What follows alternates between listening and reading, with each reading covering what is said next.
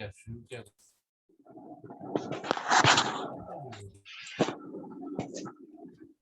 very good evening to all. So let us learn the very crucial subject, that is microbiology, which is अभी के time पे competitive के concern में microbiology से related काफी सारे क्वेश्चंस आने की पॉसिबिलिटी है, because as our country has suffered from pandemic. Okay, so that is why microbiology इस साल के लिए काफी क्रूशियल हो सकता है एज फार एज कॉम्पिटिटिव का concern.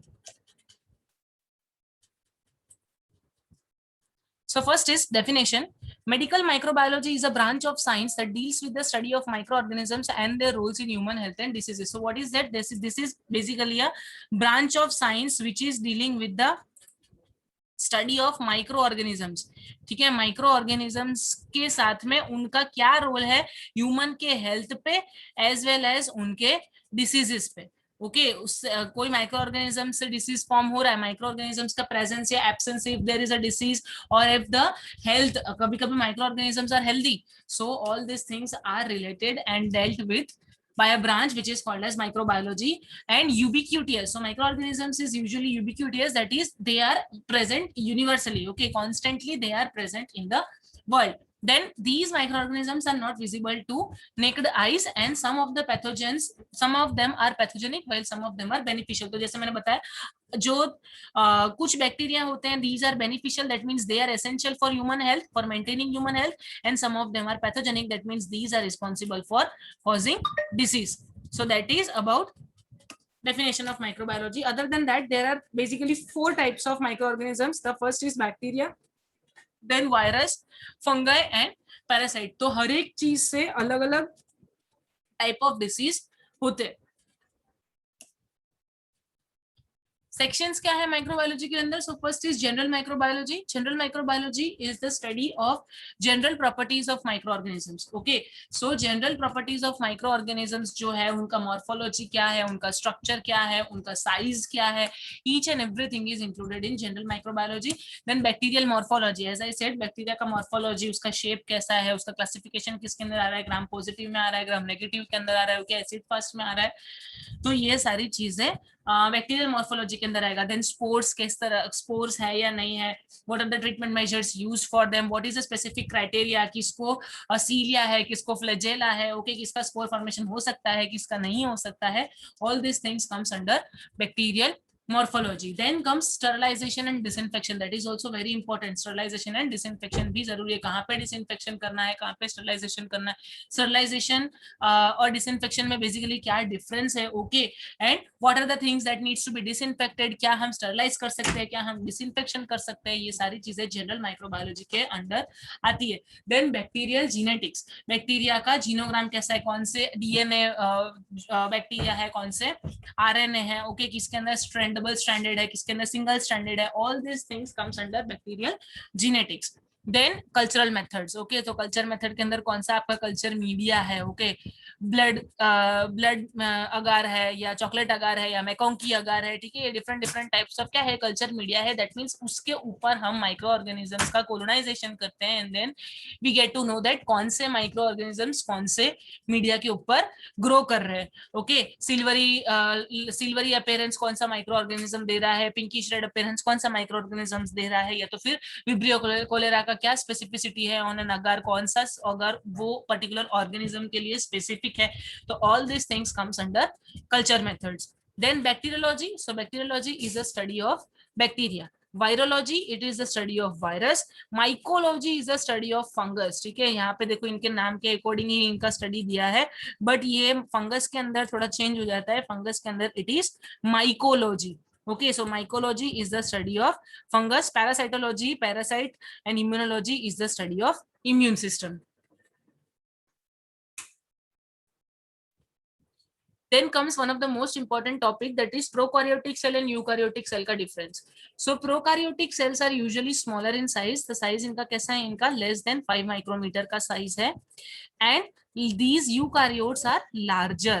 Okay, so prokaryotes are smaller and eukaryotes are larger, and these prokaryotes are always unicellular. ठीक है, ये only single cell से बने होंगे, whereas eukaryotes are often multi cellular and these are eukaryotes are composed of many cells, but ऐसा नहीं है कि वो यूनिसेल्युलर नहीं हो सकते. Okay, they can be unicellular but mostly they are multicellular. Then no nucleus और any membrane bound organelles are present, यानी इनके पास में न्यूक्लियस नहीं है एंड मेम्ब्रेन बाउंड ऑर्गेनल्स जो बोलते हैं, ओके, साइटोप्लाज्म के अंदर जितने भी ऑर्गेनिजम्स जो प्रेजेंट होते हैं, these are not present in the prokaryotic cells, whereas in eukaryotic cells they have nucleus and they have other organs, lysosomes, Golgi body, ribosomes. ये सारी की सारी जो ऑर्गेनल्स हैं सेल के अंदर, जो ऑर्गेनल्स होती है which are bounded by a membrane, okay, उसको हम बोलते हैं मेम्ब्रेन बाउंड ऑर्गेनल्स, मतलब उनके आजू बाजू में एक मेम्ब्रेन लाइक स्ट्रक्चर प्रेजेंट है. तो these are called as eukaryotic cells. Then DNA is circular. I said bacterial genetics में ये भी स्टडी करने को आता है, जिसमें डीएनए इसका कैसा है, लीनियर है, सर्कुलर है. ओके, तो इसके अंदर डीएनए जो प्रोकार्योटिक का है, दिस डीएनए इज सर्कुलर. ठीक है, कैसा स्ट्रक्चर है ये, सर्कुलर स्ट्रक्चर है एंड विदाउट प्रोटीन्स. इसके डीएनए के अंदर कोई भी प्रोटीन प्रेजेंट नहीं है. whereas in eukaryotic cells DNA is linear and is associated with proteins to form chromatin. Okay, तो यहाँ पे डीएनए लीनियर है, ऑल्सो यहाँ पे प्रोटीन भी प्रेजेंट है, और जो क्या बना रहा है, क्रोमैटिन बना रहा है, which is ultimately going to become a chromosome. Okay, so that is about eukaryotic का DNA. Then ribosomes are small, that is 70s unit, whereas यहाँ पे ribosomes are large, that is 80s unit. तो इनके ribosomes small है, इनके ribosomes large है eukaryotic cell के. इसको कोई साइटोस्केलेटन प्रेजेंट नहीं है, यानी इसका कोई पर्टिकुलर शेप जैसा नहीं होता है. whereas eukaryotic cells are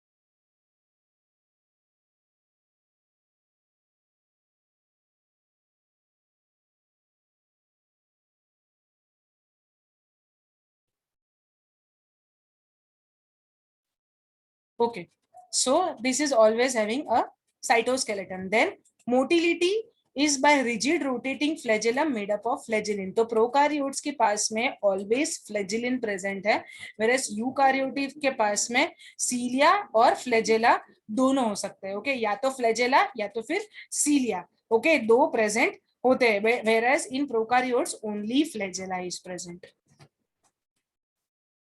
Then cell division is takes place by binary fission. Okay, binary fission है इसका मोड ऑफ रिप्रोडक्शन, और यहाँ पे it can B bye meiosis and mitosis. Okay, meiosis या माइटोसिस, इसमें से कोई भी से सेल डिवीजन हो सकता है. Then reproduction is always asexual, asexual reproduction है, एंड यहाँ पे it can be asexual, it can be sexual. तो दोनों मोड से यूकार्योटिक में हो सकता है, वेरएस प्रोकार्योट में बाइनरी फिजन, बडिंग, ठीक है, ये जो टेक्निक्स है, ऐसे सारे जो एसेक्सुअल मोड ऑफ रिप्रोडक्शन है, जिसके अंदर जो ऑफस्प्रिंग्स है they will be complete replica of their parents. ठीक है, उनके पेरेंट्स का कंप्लीट रेप्लिका होगा, वो एज इट इज दिखेगा. So that is asexual mode of reproduction. Where sexual mode of reproduction में क्या चाहिए, gametes needs to be there, okay, and then fusion needs to occur. So all this things are, and उसके अंदर जो offsprings होगा वो exactly look alike parent नहीं होगा. Okay, there will be variation. Some of the characteristics will be of parents, some of the characteristics will be due to fusion of parents. ठीक है, fusion जो पेरेंट्स जो cell है उसके fusion से कुछ कैरेक्टरिस्टिक्स मॉडिफाई होंगे और कुछ कैरेक्टरिस्टिक्स मैटरनल आएंगे, कुछ कैरेक्टरिस्टिक्स पैटर्नल आएंगे. तो अकॉर्डिंगली रिप्रोडक्शन यूकार्योटिक सेल्स का होगा. So that was all about the difference between prokaryotic and eukaryotic cells. इसमें आपको एक तो सेक्सुअल मेथड इंपॉर्टेंट है, देन सर्क्यूट डीएनए कैसा है इसका, ये एक इंपॉर्टेंट चीज होती है, और इसका साइज इंपॉर्टेंट है. तो these are the three basic competitive के पॉइंट ऑफ व्यू से important points which you need to remember in prokaryotic and eukaryotic cells.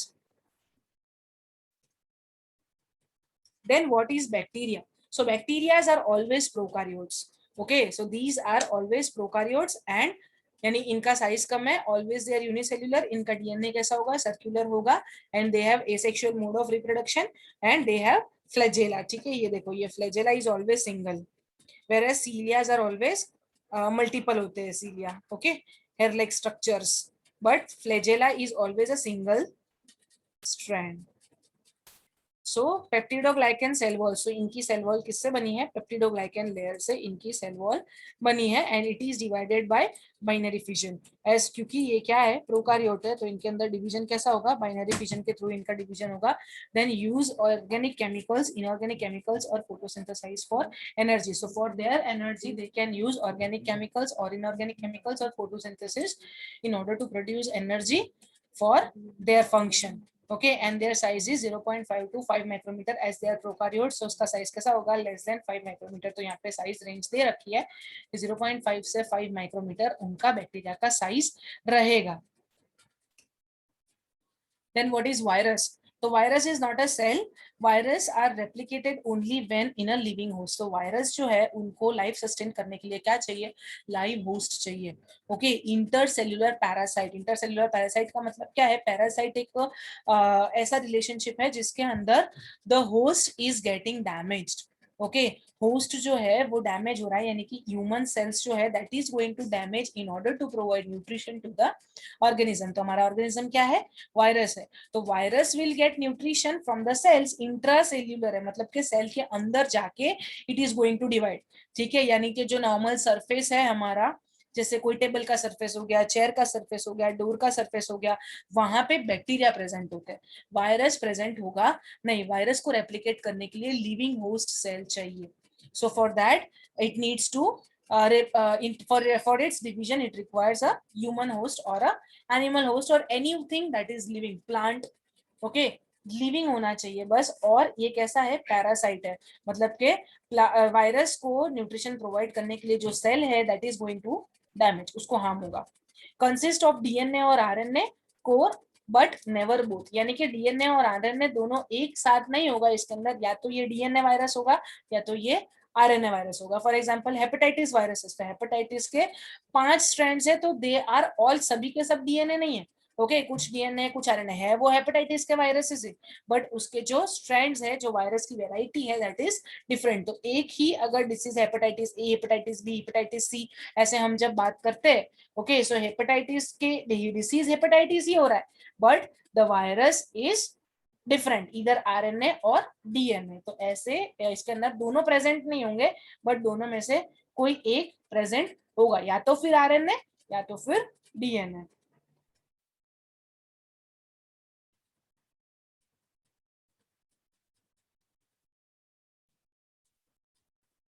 Core is surrounded by a protein coat which may be enclosed in a lipid envelope. तो lipid envelope के अंदर core को हमने क्या कर रखा है, ये सराउंडेड है. तो इसका जो कोर है that is covered with a lipid envelope. ये देखो यहाँ पे दिख रहा है वायरल envelope लिखा है, that is a lipid envelope. Then dependent on host cells and for necessary function and multiplication. Yes, for its multiplication it is going to be dependent on the living host cell. ठीक है, इसके ऊपर ये dependent होगा in order to continue its process. इसका जो process है, जैसे कि डीएनए मल्टीप्लिकेशन का प्रोसेस है, या तो फिर आरएनए को डीएनए में कन्वर्ट करना है या डीएनए को आरएनए में कन्वर्ट करना है. For example HIV virus. तो एचआईवी वायरस क्या है, ये बेसिकली पहले आरएनए वायरस होता है, बट जैसे ये ह्यूमन सेल्स के अंदर आता है तब ये क्या होता है, आरएनए से कन्वर्ट होके डीएनए में हो जाता है कन्वर्ट. तो ये इसका एक फंक्शन है. इसके बाद में ये क्या करता है, मल्टीप्लाई करता है. तो this for this it requires to be present in the cell. ये एक सेल के अंदर प्रेजेंट होना चाहिए. So that is the specific characteristics of virus. Then fungus. तो फंगस के अंदर कंसिडरेबल वेरिएशन इन साइज, ठीक है, साइज का वेरिएशन रहेगा इसके अंदर। यूकारियोट्स है, मतलब कि these are larger organisms and these are multi cellular as well. Multi cellular भी हो सकते हैं, यूनिसेल्यूलर भी हो सकते हैं। एंड इनके पास में वेल डिफाइंड सेल वॉल है which is composed of polysaccharide. ठीक है, पॉलीसेकेराइड से बना हुआ है इनका सेल वॉल, वेरस बैक्टीरिया का बना था पेप्टिडोग्लाइकन लेयर से। ठीक है, so that is the difference here. Then gaining importance in immuno compromise patients and increase use of antibiotics. So because of all these reasons and immunocompromised people के अंदर भी fungus infection okay जो है वो frequent है।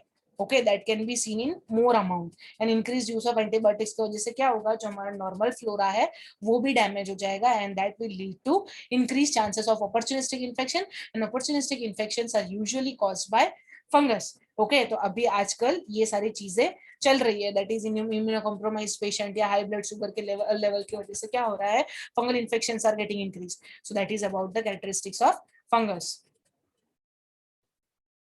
Parasite. So parasites are always eukaryotic and these are non-mutual symbiotic relation where the one parasite benefits at expense of other. तो host is getting damaged. Host क्या है आपका, जो live body है या तो फिर human body है या animal body है, उसके ऊपर वो damage हो रहा है, that cells are going to be damaged in order to provide nutrition to the this parasite. Okay, so parasitic relation है इसका, दैट इज वाई इसका नाम ही है पैरासाइट, मतलब इनके प्रेजेंस से डेफिनेटली बॉडी को हार्म होने वाला है।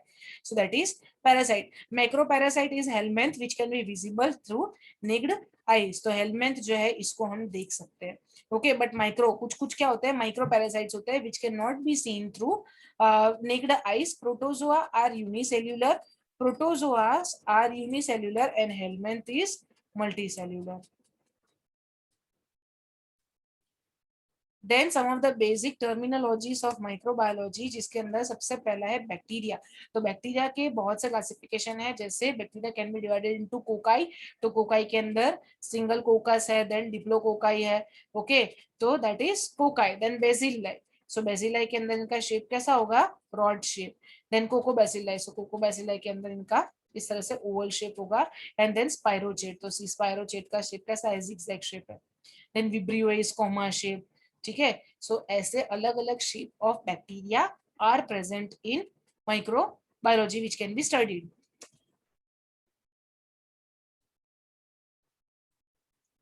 ये देखो कोकाइन चेन, जब एक से ज्यादा कोकाई एक साथ चेन में लगी होगी, दैट इज कोकाइन चेन। फिर क्लस्टर, देन टेट्राड मतलब 4, देन सेक्रीना 7, बेसिला एक ऐसा है, देन कोको बेसिला, ये देखो कोको बेसिला है, देन बेसिला इन चेन। अब बेसिला इस तरह से कोकस जब थे तो इनको चेन बनाते थे, तो कोको कोकाइन चेन, यहाँ पे bacilli in chain. Then common comma shape that is vibrio. ठीक है, vibrio cholera is comma shape के bacteria. Then Chinese letter pattern. So this is Corynebacterium. Corynebacterium ऐसा दिखता है। Corynebacterium is an organism through which what is happening? Corynebacterium diphthery क्या है, क्या होगा इससे, डिप्थेरिया। ओके, सो ये ऑर्गेनिज्म कैसा दिखता है, चाइनीज लेटर पैटर्न जैसे दिखता है ये ऑर्गेनिज्म। Then oxygen requirement. तो ऑक्सीजन रिक्वायरमेंट के अंदर दो क्लासिफिकेशन है, एरोबिक एंड एनारोबिक। तो नाम से पता चल रहा है एरोबिक मतलब जिसको एयर चाहिए, जिसको ऑक्सीजन चाहिए। So aerobic is require oxygen for growth. इसके अंदर फर्दर दो क्लासिफिकेशन है, obligate aerobe and facultative anaerobe. Okay, obligate aerobe मतलब strict aerobic, they will only grow in the presence of oxygen. अगर ऑक्सीजन इनको नहीं मिला, so these organisms are going to destroy. तो इसका एग्जांपल है vibrio cholera. Then facultative anaerobe मतलब क्या हुआ कि ordinarily aerobic but can grow in absence of oxygen, या तो फिर लो ऑक्सीजन। ठीक है, अगर ऑक्सीजन कम है तो भी ये ग्रो कर सकते हैं। whereas vibrio cholera के लिए strictly a certain amount of oxygen needs to be present in order for these organism to multiply. okay, so that is strict aerob या तो फिर obligate aerob and facultative aerob के अंदर क्या है, these are aerobic organisms but can be grow in absence of oxygen या तो फिर low amount of oxygen के अंदर भी ये grow कर सकते हैं। then anaerob that is growing in the presence of in the absence of oxygen। anaerob मतलब पता चल रहा है यहाँ पे ऑक्सीजन नहीं चाहिए।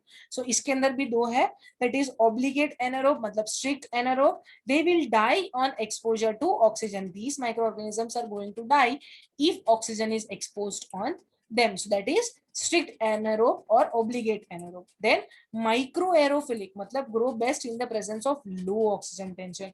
तो अगर low oxygen है तब ये जो कल्चर होगा ऑर्गेनिज्म का that is going to increase. ठीक है, कोलोनाइजेशन इनकी कैसी होगी, ये ज्यादा हो जाएगी एक कल्चर मीडिया के अंदर. Okay, so that is called as micro aerophilic. ये सपोज पेट्री डिश है तो इसके अंदर इतना अमाउंट ऑफ कल्चर मिलेगा if low oxygen supply is provided. So that is about micro aerophilic.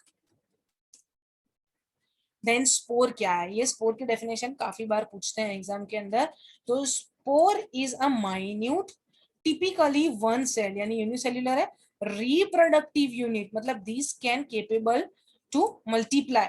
ठीक है, capable of giving rise to a new individual without sexual fusion. Sexual fusion के बिना भी this spore is a miniature structure जो कैसा है, single cell है, unicellular है. और ये क्या कर सकता है, ये पार्टिकल को ये दूसरी these it is responsible for giving rising the other individual. ठीक है, दूसरे इंडिविजुअल को this organism can is able to produce, दूसरे इंडिविजुअल को प्रोड्यूस कर सकता है सेक्सुअल फ्यूजन के बिना. So it is a rounded resistant form adapted by bacterial cell in adverse condition. ठीक है, तो स्पोर्स कैसे है, इसी दिस स्पोर्स. अगर एडवर्स कंडीशन आ रहा है, ये सब स्पोर फॉर्मेशन की कैपेबिलिटी हर एक माइक्रो ऑर्गेनिज्म के पास में या हर एक बैक्टीरिया के पास में नहीं होती है. Some of the bacterias which are having the capacity to form spore, क्या करते हैं ये लोग, these are converting themselves into spore under adverse condition. खुद को ये लोग जो है वो कन्वर्ट कर लेते हैं स्पोर के अंदर, नॉन रिएक्टिव फॉर्म के अंदर खुद को कन्वर्ट कर लेते हैं. एंड जब इनको सुटेबल कंडीशन मिलता है तो वापिस खुद के ऑर्गेनिज्म के अंदर कन्वर्ट होके खुद का जो ओरिजिनल सेल्फ है उसके अंदर कन्वर्ट होके these are capable of producing disease और they can these are able to carry on their functions. ठीक है, so that is spores. तो spores भी से डिफरेंट लोकेशन पे है. तो first is free spore, then second is terminal. ठीक है, मतलब ये बैक्टीरिया है उसके टर्म पे, नियर अबाउट एंड पे. फिर सब टर्मिनल यानी टर्म एकदम एंड पे नहीं है, थोड़ी यहाँ पे स्पेस रह रही है. ओके, देन सेंट्रल मतलब के बैक्टीरिया के कंप्लीट सेंटर पे होगा ये. So that is about spores. Okay, and this is bulging spores and these are non bulging spores. मतलब बल्जिंग स्पोर्स मतलब क्या है कि स्पोर फॉर्मेशन जो है वो बैक्टीरिया के जो सेल वॉल है उससे बाहर जा रहा है. ठीक है, that is bulging. Non bulging में क्या हो रहा है, these spores are present inside. देखो यहाँ पे, ये देखो ये सब टर्मिनल है, ठीक है, बल्जिंग है ये, और ये नॉन बल्जिंग है. ये सब टर्मिनल नॉन बल्जिंग, ये टर्मिनल है. चल रहा है पता, ये भी देखो ये टर्मिनल बल्जिंग है. तो कैसे पता चल रहा है कि इसका जो खुद का जो कैरेक्टरिस्टिक्स है that is going out of the bacterial cell. So that is about non bulging spores and bulging spores. Then infection. So that is saprophyte, free living microorganisms that succeed on dead or decaying matter. तो saprophyte क्या है, saprophyte organisms मतलब के those organisms which are going to sustain on dead and decaying matter, either on dead body of plants or animals. ठीक है, human beings, उसके ऊपर they are going to sustain, उसके ऊपर उनका लाइफ होगा. So that is called as saprophyte. ठीक है, डेड एंड डिकेइंग मटेरियल पे. Then parasite. पैरासाइट के अंदर क्या होता है, establish themselves and multiply in the host, beneficial relationship to parasite and harm to host. एच याद रखो, host is getting harm. Okay, so harm to host. Bacteria को या तो मतलब ऑर्गेनिज्म को मल्टीप्लाई करने के लिए, ऑर्गेनिज्म को खुद के फंक्शन कैरी आउट करने के लिए क्या करना पड़ेगा, होस्ट के सेल को डैमेज करना पड़ेगा. So host is getting harmed in parasitic relationship. Then primary infection, first time if the infection is occurring. Reinfection, again that infection has occurred. Then secondary infection, due to one infection other infections are occurring. So that is the basic difference between primary, secondary and reinfection. यहाँ पे पहली बार infection हुआ, then reinfection मतलब कि वही infection again हुआ. Secondary infection मतलब एक इन्फेक्शन की वजह से दूसरे फर्दर इन्फेक्शन हो रहे हैं, as a part of complications you can say. So that is called as secondary infections. Then focal infection, focal infection का मतलब क्या होता है कि micro organisms are localised to a certain area, ठीक है, वो पर्टिकुलर एरिया के ऊपर ही माइक्रो ऑर्गेनिजम्स लोकलाइज रहेंगे। फॉर एग्जाम्पल टॉन्सिलाइटिस वहीं पे रह रहे हैं, लेकिन अगर वो टॉन्सिलाइटिस के माइक्रो ऑर्गेनिजम्स वहां से निकल के हार्ट के ऊपर जाके इन्फेक्टिव एंडोकार्डाइटिस कर रहे, तो that is metastatic infection. Okay, so difference between focal infection and metastatic infection. Focal infection मतलब एक ही जगह पे रहेंगे, लेकिन अगर वो इन्फेक्शन स्प्रेड हो रहा है, अगर वो ऑर्गेनिज्म वहां से दूसरे जगह पे जा रहे हैं, that is called as metastatic infection. Nosocomial infection और हॉस्पिटल एक्वायर्ड इन्फेक्शन सबको पता है ये क्या है। हॉस्पिटल एक्वायर्ड इन्फेक्शन मतलब कि हॉस्पिटल से एसोसिएट इन्फेक्शन है। 48 hours of duration of stay, जब पेशेंट आया उसके 48 आवर्स के बाद अगर पेशेंट को इन्फेक्शन हो रहा है, so that is called as hospital acquired infection. It can be a bloodstream infection, या वेंटिलेटर की वजह से हो सकता है इन्फेक्शन, या कैथेटर की वजह से हो सकता है, ओके, या इंट्राकैथ डाला है उस वजह से हो सकता है, या फिर सर्जिकल साइट पे इन्फेक्शन हो सकता है। तो ये सारे क्लासिफिकेशंस किसके हैं? हॉस्पिटल एक्वायर्ड इन्फेक्शन के। जब पेशेंट एडमिट होके आया था तब उसको वो पर्टिकुलर माइक्रो ऑर्गेनिज्म का इन्फेक्शन नहीं था, ओके, वो इन्फेक्शन हॉस्पिटल स्टे जब हुआ पेशेंट का, उसके 48 आवर्स के बाद इन्फेक्शन हुआ है, उसे हम HAI कंसीडर करते हैं। सो HAI इंपॉर्टेंट है एग्जाम पर्सपेक्टिव से, okay, so that is about HAI। Then endogenous infection and exogenous infection. Endogenous infection क्या है? Infection is spreading inside the body, inside the source है, and exogenous मतलब के बाहर से आया है वो infection, okay? Then subclinical infection. सब क्लिनिकल इन्फेक्शन के अंदर इनअपेरेंट इन्फेक्शन नियरली और कंप्लीटली एसिम्टोमेटिक, यानी यहाँ पे क्या स्टेट होगा? कैरियर स्टेट होगा। तो यहाँ पे नियर इनअपेरेंट इन्फेक्शन है जिसके अंदर कोई सिम्टम देखने नहीं मिल रहे। एटिपिकल इन्फेक्शन जिसका हम कॉज नहीं पता कर पा रहे कि क्या इन्फेक्शन है, so that is lower respiratory track infection can be considered here. Then carrier, so carrier is a person which harbors pathogen without suffering any ill effect from it। मतलब कैरियर क्या है? It is a carrier state, मतलब कि जिस उस state के अंदर presence of micro organism है, माइक्रो ऑर्गेनिज्म प्रेजेंट है, which is pathogen। pathogen मतलब कि these are dangerous microorganism, disease ability है इन microorganisms को, okay, so that is carrier without suffering any ill effect from it। मतलब उसको वो organism से कोई भी symptom नहीं दिख रहा है, okay, without causing ill effect on it, so that is called as carrier। ठीक है, मतलब ये जो कैरियर है ये डिसीज स्प्रेड करने की कैपेसिटी रखता है, कैपेबिलिटी रखता है, okay, this organism is responsible for producing disease, okay, but इसको खुद को डिसीज नहीं है, लेकिन इसके वजह से दूसरों को डिसीज हो सकता है, so that is called as career.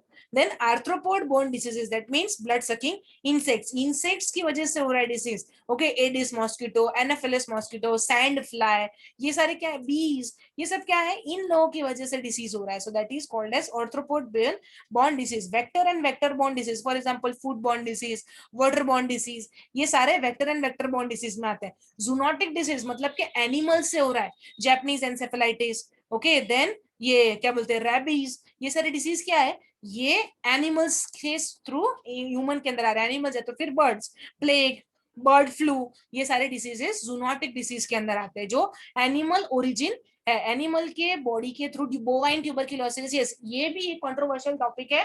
Tuberculosis जो है वो जूनोटिक डिसीज नहीं है, but bovine tuberculosis is a zoonotic disease, okay. Bovine tuberculosis किस वजह से हो रहा है? काउज मिल्क की वजह से हो रहा है, so that is bovine. Bovine मतलब एनिमल, ओके, तो एनिमल ओरिजिनेट हो रहा है, तो बोवाइन ट्यूबरक्यूलोसिस जूनोटिक में आएगा, बट नॉर्मल ट्यूबरक्यूलोसिस किसके अंदर आएगा? ये बैक्टीरिया के थ्रू इन्फेक्शन जो हो रहा है उसके अंदर आएगा, okay, so that is organism based infection, but bovine tuberculosis is not organism based infection, उसका specific classification zoonotic आएगा। तो ये भी एक क्वेश्चन आता है जो I have referred this type of questions, इसलिए मैंने आपको बताया कि that is the difference between zoonotic disease as well as bovine tuberculosis and normal tuberculosis, किसको किस में क्लासिफाई करना है। Then what are the environmental factors which are affecting the growth of bacteria? ठीक है, तो first is moisture and desiccation. अगर ज्यादा मॉइस्चर होगा तो कुछ ऑर्गेनिजम्स ग्रो करेंगे, कुछ organisms will not grow in excessive micro moisture, तो ये चीज इसके अंदर फर्स्ट है। देन ऑक्सीजन, उसमें हमने पढ़ा aerobic and anaerobic, okay, carbon dioxide वाले ऑर्गेनिजम्स हम वो केप्नोफिलिक, अब कितना पीएच के अंदर micro organisms are going to sustain, कितने में नहीं होंगे, लाइट कितने, कौन से ऑर्गेनिजम्स डार्क एरिया में, कुछ ऑर्गेनिजम्स वो डार्क एरिया में दे आर रेप्लिकेटिंग, कुछ ऑर्गेनिजम्स लाइट की वजह से डिस्ट्रॉय होते हैं, कुछ ऑर्गेनिजम्स लाइट की वजह से they are replicating. So this things you need to see. Osmotic effect कैसा है, mechanical and sonic stress, water. Okay, then temperature. Temperature के अंदर डिफरेंट टाइप्स है. The first is mesophile. Mesophile में क्या है, the temperature between 25 degree to 40 degree Celsius is adequate for the pathogenic microorganisms to grow. Majority of pathogenic microorganisms are growing in between temperature 25 degree Celsius to 40 degree Celsius. ये इनका normal region, मतलब इतना suitable temperature is required for their growth. Then psychrophilic. Psychrophilics में 20 degree से below, so that is called as psychrophilic. And यहाँ पे soil and water saprophytes, यानी कि जो सॉइल में माइक्रो ऑर्गेनिजम्स होते हैं, वाटर के अंदर माइक्रो ऑर्गेनिजम्स जो dead and decaying organisms, water के अंदर भी various type of dead bodies में भी present, aquatic animals, aquatic plants. Okay, तो इनके ऊपर जो सस्टेन कर रहे हैं, so these require 20 degree Celsius to grow. Then thermophiles. Thermophiles के अंदर 55 डिग्री सेल्सियस से 80 degree Celsius. Okay, higher temperature पे ये ग्रो कर रहे हैं, so that is called as thermophiles. Example is geobacillus stearothermophilus. Okay, formerly bacillus stearothermophilus. ठीक है, so that is about thermophiles. Thermophiles का टेम्परेचर कितना है, 55 डिग्री से 80 डिग्री. मीजोफिलिक जो आइडियल है 25 डिग्री से 40 डिग्री, एंड साइक्रोफिलिक मतलब 20 डिग्री से बिलो.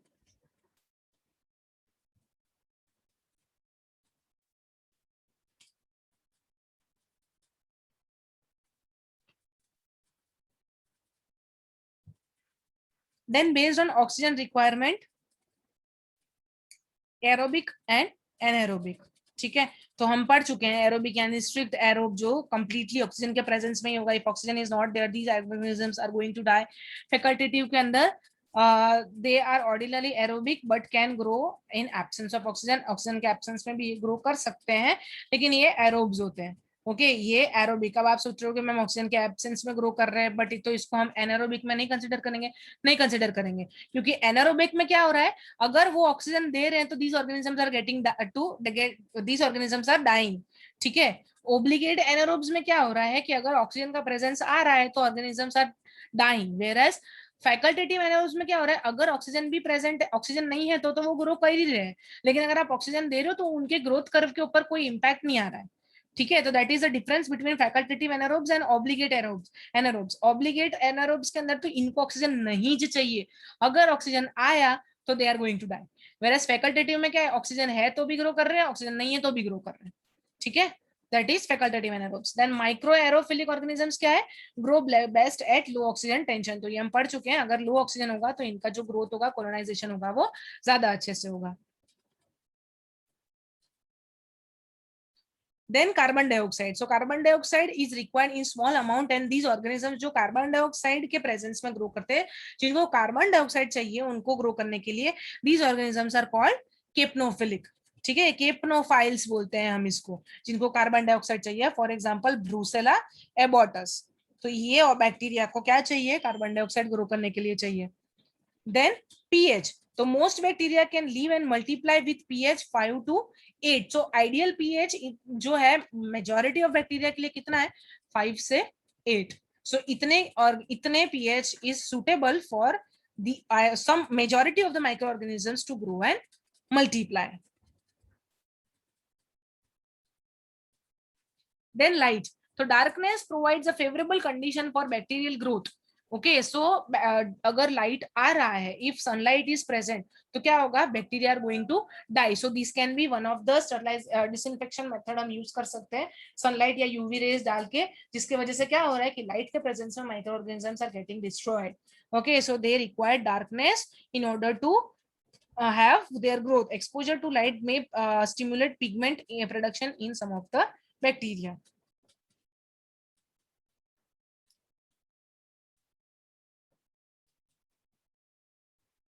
Then osmotic variations. तो इसके अंदर bacteria are more tolerant to osmotic variation, sudden exposure to hypertonic solution में lead to plasmolysis and hypotonic में लीड टू प्लाज्मोप्टाइसिस, ये हम सबको पता है, ठीक है, डिफ्यूजन और ये हम पढ़ चुके हैं, प्लाज्मोलाइसिस एंड प्लाज्मोप्टाइसिस। अगर हाइपरटोनिक सॉल्यूशन में गया तो क्या होगा, उनका सेल वॉल बर्स्ट हो जाएगा, हाइपो में गया तो उनका सेल वॉल स्वेल हो जाएगा। ओके, तो यही है ऑस्मोटिक वेरिएशंस के, हाइपरटोनिक और हाइपोटोनिक में डालो, आइसोटोनिक में ग्रो करेंगे इजीली, हाइपर हाइपो में डाल रहे हैं तो ये चेंजेस इनके सेल वॉल के अंदर या इनके प्लाज्मा लेवल के अंदर देखने मिलेगा। देन टेम्परेचर तो हमने पढ़ा मीजोफिलिक, ठीक है, 25 to 40 डिग्री इज नेसेसरी, और वो टेम्परेचर जिसपे माइक्रो ऑर्गेनिजम्स का बेस्ट ग्रोथ मिल रहा है, that is called as optimum temperature. Optimum temperature for pathogenic bacteria is 37 degrees Celsius. Important है, याद रखना, 37 degrees Celsius is the optimum temperature for pathogenic bacteria. Then mesophils के बारे में पढ़ चुके हैं हम, 25 से 40 degree. Then 5 to 43 degree Celsius पे Pseudomonas aeruginosa ग्रो कर रहा है, 30 to 39 degree Celsius is for gonococcus, those below 20 degree Celsius are called as psychrophilic bacteria, ये भी हम पढ़ चुके हैं। फिर 55 से 80 डिग्री जो है वो उसको हम थर्मोफिलिक बोलते हैं। देन थर्मल डेड पॉइंट क्या है, the lowest temperature that kills the bacteria under standard condition is called as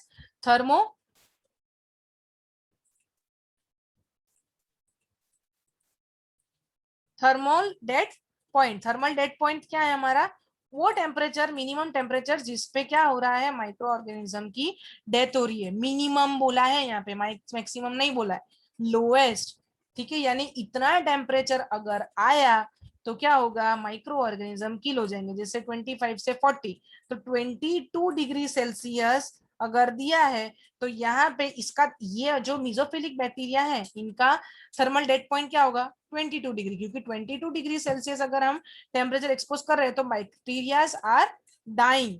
okay, सो इनके लिए थर्मल डेड पॉइंट ये होगा। फिर अलग अलग माइक्रो ऑर्गेनिजम्स के अलग अलग डेड पॉइंट होगा। ये वाले ऑर्गेनिज्म को भी हम अगर 21 डिग्री सेल्सियस और 25 डिग्री सेल्सियस दे रहे हैं तो क्या होगा, सारा micro organisms are going to die. तो इसका थर्मल डेड पॉइंट क्या होगा, ये मिनिमम है। फिर मैक्सिमम तो आप 40 डिग्री भी दे सकते हो, 50 डिग्री भी दे सकते हो, बट मिनिमम कितना चाहिए हमको उनकी डेथ के लिए, that is called as thermal dead point.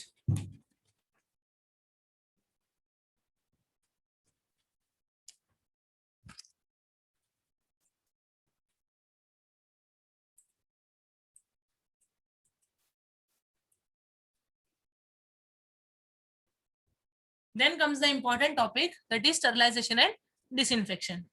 Autoclave, hot air oven, ठीक है, ईटीओ, ये सब के ऊपर क्वेश्चन आता है। Introduction. Microorganisms are responsible for contamination and infection. They are present all around. ठीक है, ये तो पता है हमको, ubiquitous है microorganisms, so they are present all around. Then the aim of sterilization is to remove or destroy them from materials or from surface. So sterilization का aim क्या है, complete destruction of microorganisms. Okay, from material या तो फिर from surfaces. Basic definitions देखते हैं, sterilization और disinfection के बीच का डिफरेंस भी। ओके, तो स्टरलाइजेशन क्या है, it is the process by which an article, या तो कोई आर्टिकल या तो इक्विपमेंट और सरफेस और medium is made free of all micro organisms either in the vegetative और स्पोर फॉर्म। ठीक है, तो स्टरलाइजेशन एस से याद रखो, स्टरलाइजेशन में spores are also getting destroyed. Okay, spores भी डिस्ट्रॉय हो रहा है स्टरलाइजेशन में, where as in disinfection this means destruction of all, और यहाँ पे सारे माइक्रो ऑर्गेनिज्म डिस्ट्रॉय हो रहे हैं। स्टरलाइजेशन के अंदर good micro organisms, bad micro organisms ऐसा कुछ है ही नहीं, माइक्रो ऑर्गेनिज्म है destroy.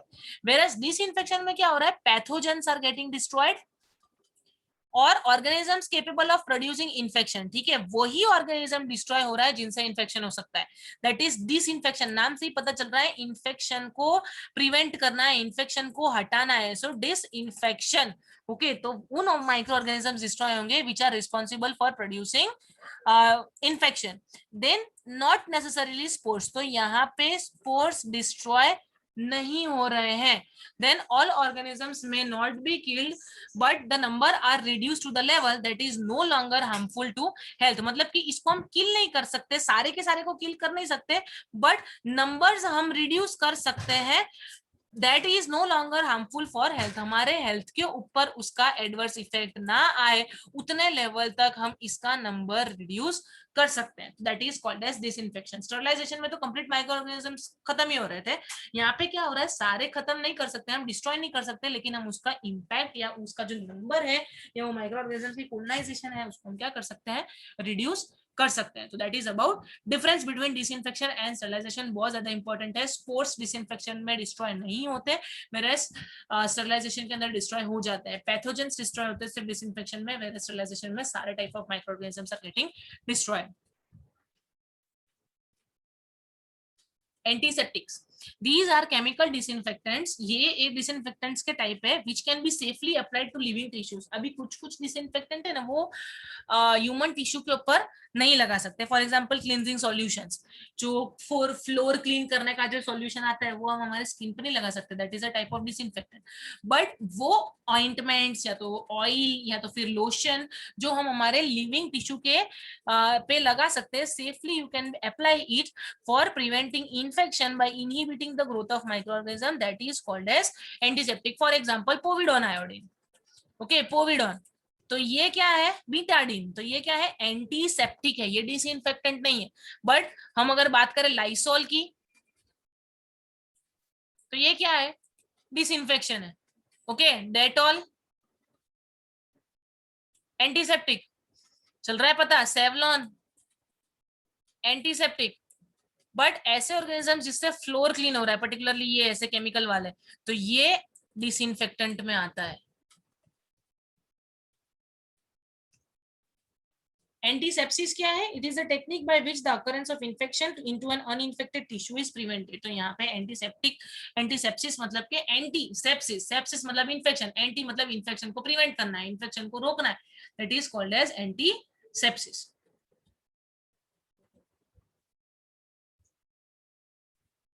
uses of sterilization and disinfection, sterilization of materials, equipments are used in surgical and diagnostic procedure, very necessary, why, because agar ek bhi microorganism reh gaya so that can lead to any normal flora can lead to an opportunistic infection in some other people, some other person, some other body, some other living tissue। ठीक है, आपके लिए वो normal flora है but immuno compromise के लिए हो सकता है उससे इन्फेक्शन हो जाए। ओके तो पर्सन को स्टेरॉइड जा रहा है, हो सकता है उसको प्रॉब्लम हो जाए, कीमो जा रही है, हो सकता है कीमो चल रही है उसको, हो सकता है उससे प्रॉब्लम हो रहा है, अगर एंटीबायोटिक्स कुछ ज्यादा ही चल रही है, हो सकता है वो नॉर्मल फ्लोरा आपके लिए नॉर्मल है, आपको उससे कुछ नहीं हो रहा है, दूसरे पीपल को उससे डिसीज हो रहा है। सो इसीलिए हॉस्पिटल के अंदर मटेरियल एंड इंस्ट्रूमेंट्स का डिसइंफेक्शन एंड स्टरलाइजेशन बहुत ज्यादा इंपॉर्टेंट है। For media and reagents used in microbiology and laboratory it is necessary in order to sterilize it, okay, food and drug manufacturing to ensure safety from contaminated organism, that is also very much necessary। then methods of sterilization के अंदर physical methods and chemical methods। physical methods sunlight, sunlight से हम कर सकते हैं sterilization, then heat, उसके अंदर दो फॉर्म है, dry heat and moist heat, then ozone, ozone से हम स्टरलाइजेशन कर सकते हैं, filtration and radiation, so these are physical methods.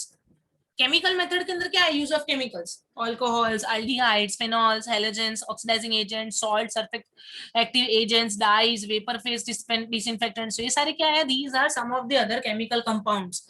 ठीक है, केमिकल कंपाउंड्स के यूज से if you are disinfecting it is called as chemical methods of sterilization. So first is physical method. Physical method में सबसे पहला है sunlight। Sunlight has an active germicidal effect due to its content to ultraviolet rays, so UV rays का exposure से we are destroying the microorganisms। okay, it is natural method of sterilization in cases of water in tanks, rivers and lakes। तो वहां पे जो surface जो microorganisms है that are getting destroyed because of UV rays. Okay UV rays जब जो water है उसके अंदर भी a lot of microorganisms can be present but these organisms are getting destroyed by sunlight का exposure। okay so that is the natural method। heat is the most reliable and commonly employed method of sterilization। it should be the method of choice unless contraindicated, मतलब ये method हम ज्यादा use कर सकते हैं। Okay अगर contraindicated नहीं है, अनलेस एंड अंटिल वो कंडीशन आ रहा है कि जहाँ पे कॉन्ट्राइंडिकेशन आ रहा है वहां पे हम इसको यूज नहीं कर सकते, बाकी this should be the method of choice. उसको हीट करो, organisms will die. Okay safe method भी है ये। Two types of heat are used, dry heat and moist heat. Dry heat, red heat, flaming, incineration, hot air oven. Very important.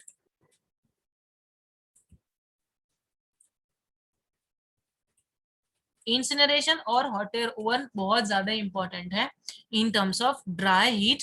फिर incineration क्या है? So by this method infective material is reduce to ashes by burning. तो incineration में क्या हो रहा है? कोई भी for example human anatomical waste है, यहाँ पे मोस्टली ये यूज होता है. Animal carcasses, bedding and pathological materials are dealt with this. Human tissues हो गए, ओके, एनिमल के डेड सब्सटेंसेस हो गए, दीज आर इंसिनरेटेड. तो इंसिनरेटेड में क्या हो रहा है? यहाँ पे एश फॉर्मेशन हो रही है, राख फॉर्मेशन हो रही है. ओके, तो जो वॉल्यूम होता है जो भी मटेरियल का वॉल्यूम या बल्क बोलते हैं, वो क्या हो रहा है? रिड्यूस हो रहा है, which is making them easy to decompose. ठीक है, आप लार्ज बॉडी डिकम्पोज करो, उससे उससे आप एशेस डिकम्पोज करो, तो क्या होगा? ये इजीली डिकम्पोज हो जाएगा. इसको वॉल्यूम कम चाहिए ना डंपिंग के लिए, कंपोस्टिंग के लिए, उसको वेस्ट मैनेजमेंट के लिए. So that is about incineration.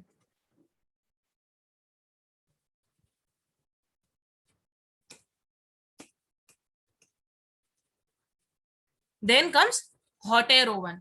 So hot air oven important है, जिसके अंदर कंप्लीटली ड्राई वेस्ट यूज होता है, ड्राई हीट डाली जाती है, and 160 degree Celsius for 2 hours of holding time. देखो, ड्यूरेशन याद रखना है, और ऑटोक्लेव और इसके बीच में डिफरेंस है. ऑटोक्लेव का टेम्परेचर अलग है, ऑटोक्लेव का ड्यूरेशन अलग है. हॉट एयर ओवन का टेम्परेचर और ड्यूरेशन अलग है. तो याद रखो, हॉट एयर ओवन के अंदर 160 डिग्री फॉर 2 आवर्स है.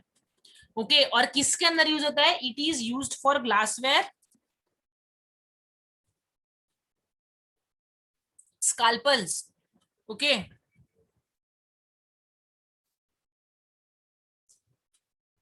scissors, types of scissors, scalpels, glasswares है, petri dish है, ऐसे कुछ है. okay, anything that bottles, then scissors, then forceps. ठीक है, ये सारी चीजें हम हॉट एयर ओवन में डाल सकते हैं. Liquid paraffin, fats, then sulfonamide powder. तो ये all these things are sterilized by hot air oven.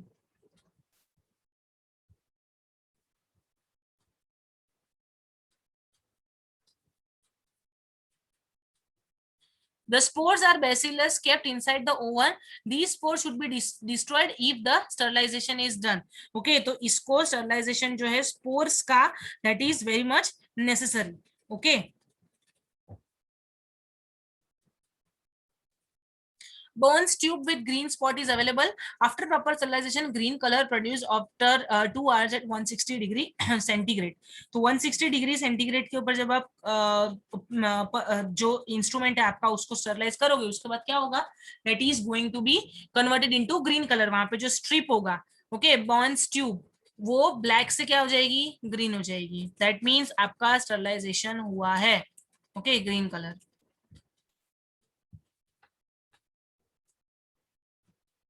फिर moist heat sterilization. Moist heat sterilization के अंदर कितने हैं टोटल? 3 क्लासिफिकेशन है. एट टेम्परेचर बिलो 100,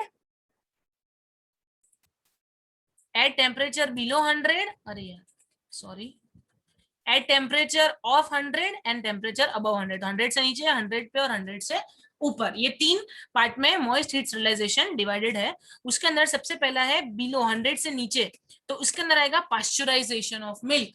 ठीक है, मिल्क का पास्चराइजेशन, हर जगह हमने सुना है पास्चराइजेशन ऑफ मिल्क, पास्चराइज करके पीना है, पास्चराइज करके मिल्क का इंटेक करना है. That is what pasteurization is. Basically the technique in which all the micro organisms are getting destroyed. Okay, सारे माइक्रो ऑर्गेनिजम्स डिस्ट्रॉय हो जाते हैं. That is called as pasteurization. इंस्पिसेशन.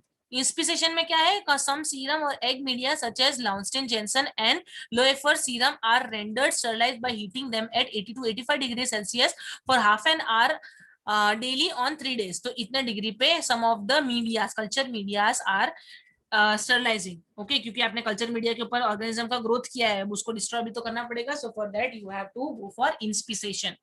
Then vaccine bath 68 degree Celsius for 1 our, देखो सारे का temperature कैसा है, less than 100 degree है।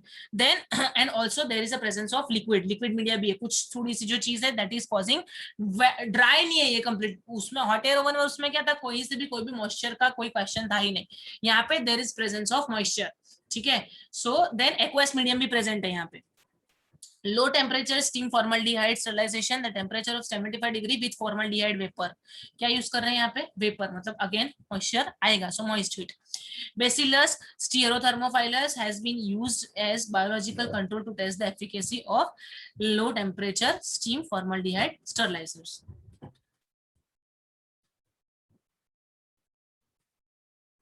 At temperature 100 डिग्री सेल्सियस, उसमें बॉइलिंग, ठीक है, 100 degree Celsius 10 to 30 minutes, and ये सर्जिकल इंस्ट्रूमेंट्स के यूज नहीं होता है क्योंकि इनकी शार्पनेस क्या हो जाती है, डल हो जाती है। सो ऐसा शार्पनेस डल ना हो, उसके शार्पनेस पे कोई हार्म ना आए, इसीलिए सर्जिकल इंस्ट्रूमेंट्स के ऊपर ये बॉइलिंग मेथड यूज नहीं करते हैं, इसको कंप्लीट स्टरलाइजेशन करना पड़ता है। Tyndallization steam at 100 degree Celsius for 3 days, then steam sterilization 100 degree Celsius for 90 minutes. Tyndallization के अंदर 3 दिन तक रहना पड़ता है, स्टीम स्टरलाइजेशन के अंदर स्टीम देना है आपको 100 डिग्री के ऊपर 90 मिनट पे।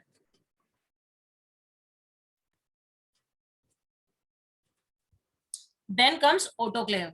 सो ऑटोक्लेव के अंदर 100 डिग्री सेल्सियस के अबाउट टेम्परेचर यूज हो रहा है, और यहाँ पे एक और चीज यूज हो रही है, दैट इज अंडर प्रेशर, ठीक है। Pressure is also playing an important role in autoclave.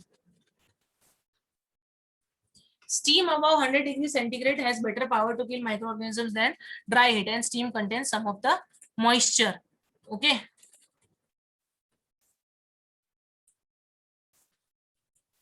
ये देखो यहाँ ये है आपका हॉट एयर का chamber, safety valve, pressure gauge, मतलब this is going to blow if the pressure will be increase, और इफ द यहाँ पे स्टीम या टेम्परेचर विल बी इंक्रीज, ये यहाँ से this is going to provide the signal, okay. ये यहाँ से हीट हो रहा है और यहाँ पे आपने रखा है आर्टिकल्स।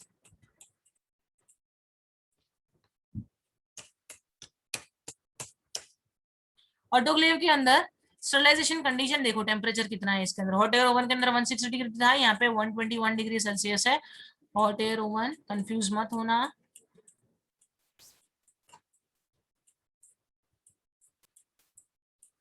टाइम कितना था उसका, 2 hours, यहाँ पे 15 मिनट्स। प्रेशर 15 पाउंड्स प्रेशर पर स्क्वायर इंच, 1 स्क्वायर इंच पे 15 पाउंड्स प्रेशर लग रहा है, okay. These conditions are generally used. However, sterilization can also be done at higher temperature. 126 degree पे भी कर सकते हैं for 10 minutes. टाइम ड्यूरेशन कम हो जाएगा, ठीक है। आपने टेम्परेचर बढ़ाया है, प्रेशर बढ़ाया है, तो आपको टाइम ड्यूरेशन कम करना पड़ेगा। फिर 133 डिग्री सेल्सियस पे अगर कर रहे हैं तो 30 पाउंड्स का प्रेशर है, तो आपको 3 ही मिनट रखना है, ठीक है। तो अगर आप टाइम टेम्परेचर बढ़ा रहे हो, प्रेशर बढ़ा रहे हो, तो आपको टाइम कम करना पड़ेगा। So that is about autoclave. कहाँ यूज होता है autoclave, to sterilise culture media, rubber material, gloving, dressing, gloves etcetera, ठीक है। ये सभी को स्टरलाइज करने के लिए autoclave is useful. It is particularly useful for material which can not withstand the higher temperature in hot air oven. तो hot air oven के अंदर जो नहीं विथस्टैंड कर पाते, मतलब 160 degree Celsius is more as compare to that of 121 degree, ठीक है। तो अगर इतना टेम्परेचर सस्टेन नहीं कर पा रहे वो, तो you can go for hot air over, वो materials को you can put into hot air over. Then for glass syringes, hot air oven is a better sterilization method. glass material के लिए वो ज्यादा important है क्योंकि इसके अंदर क्या है, moisture present है, okay, moist heat है, so that can diminish the capacity of a glass optical. So इसीलिए आपको यहाँ पे hot air oven यूज करना है।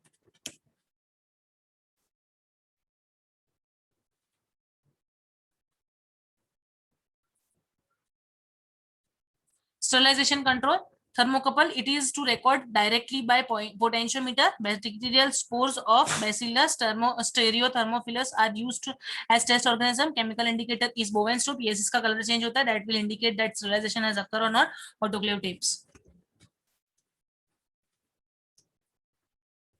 Then low temperature sterilization by ozone. Ozone sterilizers sterilizer uses oxygen, ठीक है। तो anaerobics के लिए against use कर सकते हैं ये, Okay, water and electricity to produce ozone within the sterilizer and provide sterilization without producing toxic chemicals. It runs at lower temperature and the temperature is between 25 degrees Celsius to 35 degrees Celsius. इतना temperature पे it is running and what is happening? It is providing sterilization without toxic chemicals. यहाँ पे कोई as such toxic chemicals produce नहीं हो रहा है.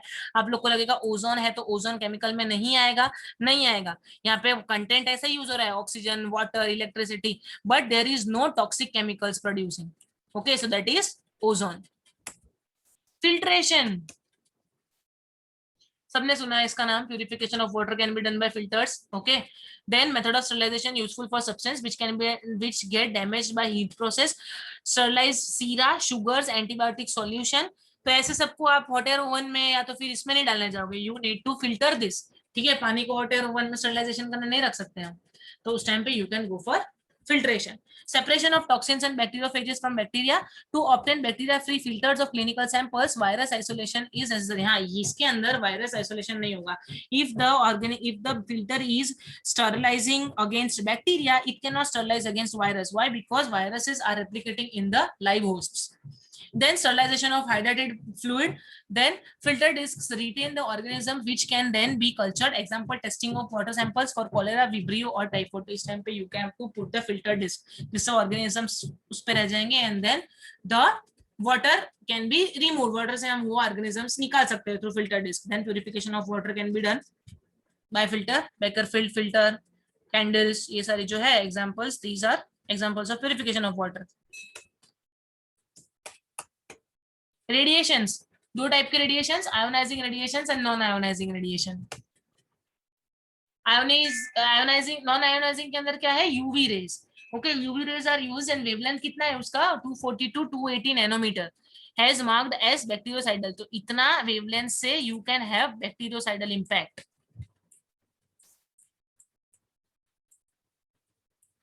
It acts by denaturation of bacterial proteins and interference with DNA replication.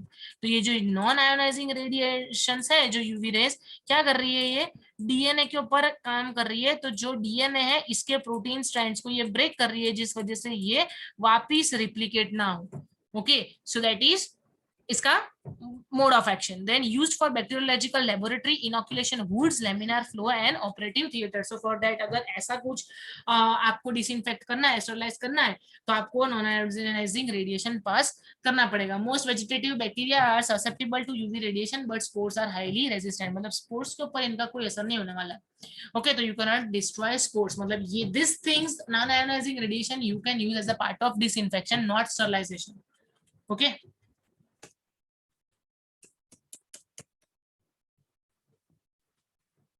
ionizing radiations include gamma rays, x-rays, cosmic rays. They have very high penetrating power. मतलब these are going to penetrate inside the cell and this will get them destroyed. Okay, these are highly lethal to cells including bacteria. Living cells हो, non living cells हो, सभी के लिए ये lethal है. Okay, मतलब कि dead producing. They damage DNA by various mechanisms. Gamma radiation from a cobalt 60 source are commercially used sterilization of disposed items such as plastic, syringes, swabs, culture plates, cannulas, catheters. तो ये सबको हमको disinfect करना है, अगर sterilize करना है तो आपको gamma radiations use करना है. This method is known as cold sterilization. Because there is no appreciable increase in temperature, this is called as cold sterilization. मतलब यहाँ पे रेडिएशन प्रोवाइड करने के बाद भी टेम्परेचर के अंदर as such कोई चेंज नहीं आ रहा है. Now the advantages of this method include it is speedy and it is having high penetrative power. तो बैक्टीरिया तो डिस्ट्रॉय हो ही जाने वाले हैं. And it can sterilize material through outer packages and wrapping and absence of it. मतलब इसको लिए आपको मटेरियल को अनपैक नहीं करना है. फॉर एग्जाम्पल एम्बू या ये सब चीजें आप बेर नहीं रखो, खाली उसको पैक करके रख दो, तो भी दिस आयोनाइजिंग रेडिएंस उसके अंदर पास होके it can destroy the microorganisms and it can make the article or equipment disinfected. Then Bacillus pumilus has been used for testing the efficacy. और ये जो ionizing radiation है वो किस पे करा जा रहा है? Bacillus pumilus के ऊपर हम इसकी स्टडी कर रहे हैं. केमिकल मेथड के अंदर सबसे पहला है अल्कोहल, यूज ऑफ केमिकल्स. ठीक है, इथाइल अल्कोहल, आइसोप्रोपाइल अल्कोहल, जो हमारे हैंड रब्स है, स्टरलाइज जो हमारा सैनिटाइजर्स है. ओके, ये क्या है? ये these are alcohol rubs. Okay, फिर the swabs which are used, injection लगाने से पहले जो स्वैब्स यूज करते हैं वो भी that contains alcohol, ethyl alcohol is main content. Okay, they act by denaturing the bacterial proteins. They rapidly kill bacteria, including tubercle bacteria, but they do not have spoicidal activity. तो इससे spore kill नहीं होते हैं, but other bacteria can be killed, including the tubercle bacteria, bacilli. Okay, mycobacterium tuberculosis को भी kill कर सकता है. Aldehydes, उसके अंदर formaldehyde, bactericidal, sporicidal and virucidal. See, this is destroying spores as well as bacteria as well as virus. तीनों से this is getting protection. Formaldehyde solution 10% aqueous solution is used for routine use. It is used for preservation. Yes, medical labs के अंदर जो हमारे specimens जो preserve होते हैं, then tissue samples हमको preserve करना पड़ता है, तो हम किसमें preserve करते हैं? Formaldehyde के अंदर. To sterilize bacterial vaccines, to prepare toxoids from toxins, for killing of bacterial culture and suspensions, for destroying anthrax spores in hairs and wool. तो ऐसे टाइम पे आपको जो आपका मटेरियल है उसको फॉर्मल्डिहाइड के अंदर डिप करके रखना है. ग्लूटाल्डिहाइड, it is effective against bacteria including mycobacterium tuberculosis, fungi and viruses including human immunodeficiency virus. See, HIV के against भी this glutaraldehyde is effective. Hepatitis B and enterovirus. It is also sporicidal and it is 2% can be used. Uses sterilization of cystoscopes, endoscopes, यानी जो हमारे जो scopy examination के लिए जो आपकी जो इंस्ट्रूमेंट्स है, सिस्टोस्कोप्स, एंडोस्कोप्स, ब्रोंकोस्कोप्स, ये सब हम डिसइंफेक्ट किससे करते हैं? ग्लूटाल्डिहाइड से करते हैं. Okay, to sterilize plastic endotracheal tubes, face masks, corrugated rubber and anesthetic tubes and metal instruments. तो ये सब भी हम ग्लूटाल्डिहाइड सॉल्यूशन के अंदर डिप करके रख सकते हैं फॉर स्टरलाइजेशन. ऑर्थोऑफ्थाल्डिहाइड, तो ये क्या है? It is more effective, 0.5% can be used and slow sporicidal. Phenols, so phenols includes Cresol, that is Lysol soap used for infected glassware, cleaning floors, disinfection of excreta, effective against a wide variety of organisms. तो जैसे मैंने बोला Cresol जो Lysol है, that is not an antiseptic, that is disinfectant. Okay, then chlorhexidine, Savlon, chlorhexidine and cetrimide. देखो Savlon किससे बना है? क्लोरहेक्सिडिन एंड सेट्रीमाइड के कॉम्बिनेशन से बना है. इसको हम स्किन पे अप्लाई कर सकते हैं. So this is antiseptic. whereas soap, detergent, these are disinfectant. Okay, gram positive के ऊपर ये ज्यादा एक्ट करते हैं. Chloroxylenol, that is Dettol. ठीक है, chloroxylenol is Dettol and chlorhexidine and cetrimide is Savlon. Then hexachlorophene, skin prophylaxis, toxic, use with care. Okay, so it is toxic and it should be used with care. Halogens, chlorine is used in water supplies, swimming pools, food and dairy industries. Iodine, skin disinfection. Betadine can be used again, iodofoods. So these are some of the halogens. Chlorine तो हमें पता ही है, chlorination of water, ऐसे purification of water का एक important method है. Swimming pool के अंदर भी chlorination ही किया जाता है. Iodine, povidone है. फिर ये सारी क्या है? Iodine, tincture iodine, ये सब क्या है? Disinfection है. Okay, this can be used for cleaning the skin. Yes, betadine. Oxidising agent, oxidising agent कौन से है? Hydrogen peroxide.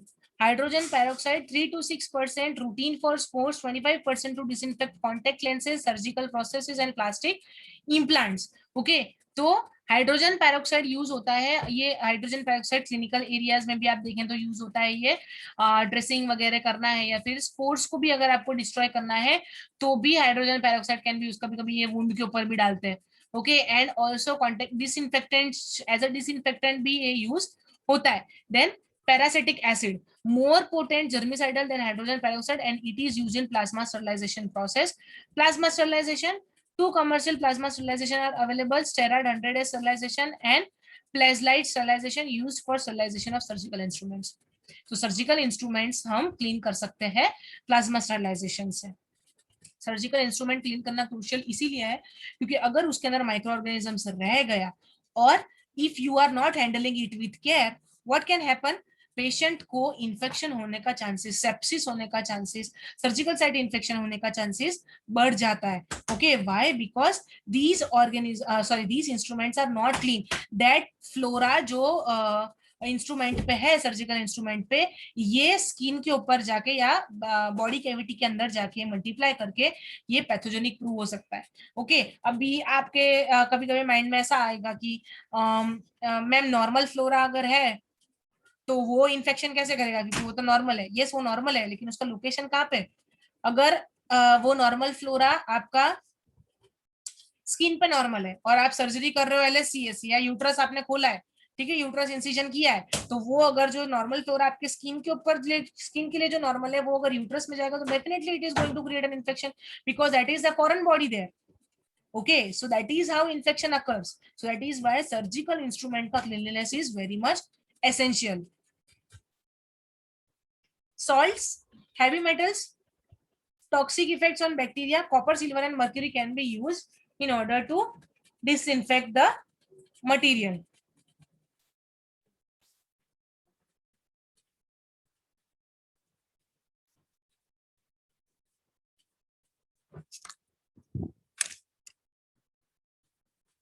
Then surface active agents. So quaternary ammonium compounds are used for reduction of surface tension, and the most common cationic compounds are acetyl trimethyl ammonium bromide, that is called as cetavolon and cetrimide, and benzalkonium chloride. So these are some of the compounds that can be used on the surface. ठीक है, आप table surface, chair surface, ये क्या है, surface, सतह, उसके ऊपर clean करने के लिए, even skin surface, so that is surface active agents. So ये these things can be used on surfaces. Okay, then dyes, aniline dyes and acridine dyes, that is skin and wound aseptic. So these can be used for, as this can act as aseptics, antiseptic, sorry, antiseptic.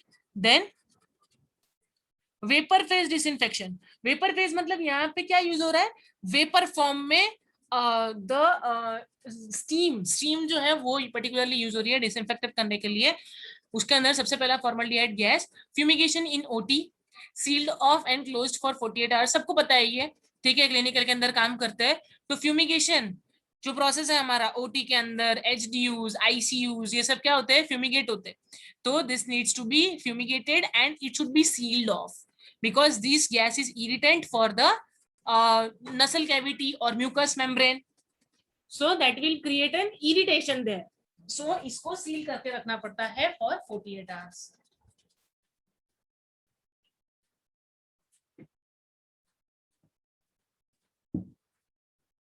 Irritant vapor should be nullified by exposure of ammonia vapor.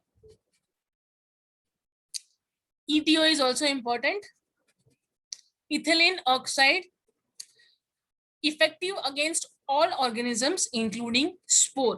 तो spore भी यहाँ पे destroy हो रहा है। Highly penetrating gas, again ये भी penetrating है। Inflammable, it is inflammable, okay.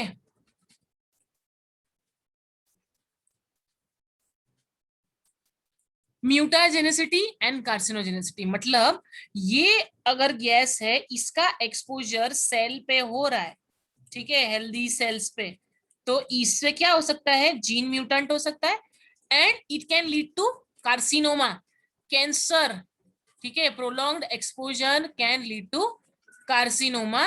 That is why यहाँ पे लिखा है mutagenicity and carcinogenicity. Then it is use, particularly ये किस लिए यूज होता है, प्लास्टिक एंड रबर आर्टिकल्स को स्टरलाइज करने के लिए, respirators, heart lung machines, sutures, dental equipments and clothing के लिए ETO यूज होता है, that is ethylene oxide sterilizer called as chemiclave is used for sterilization. Bacillus globigi as a biological indicator. तो particularly plastic and rubber materials जो है वो हम ETO करते हैं, ओके, ऑटोक्लेव नहीं करते, ETO करते हैं।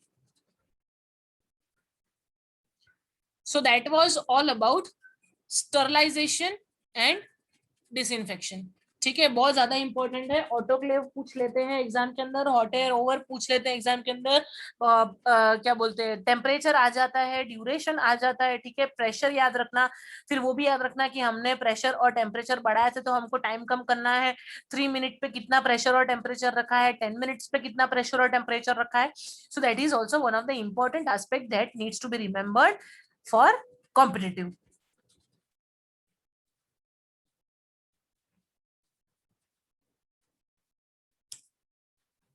फिर आता है important topic that is HAIs.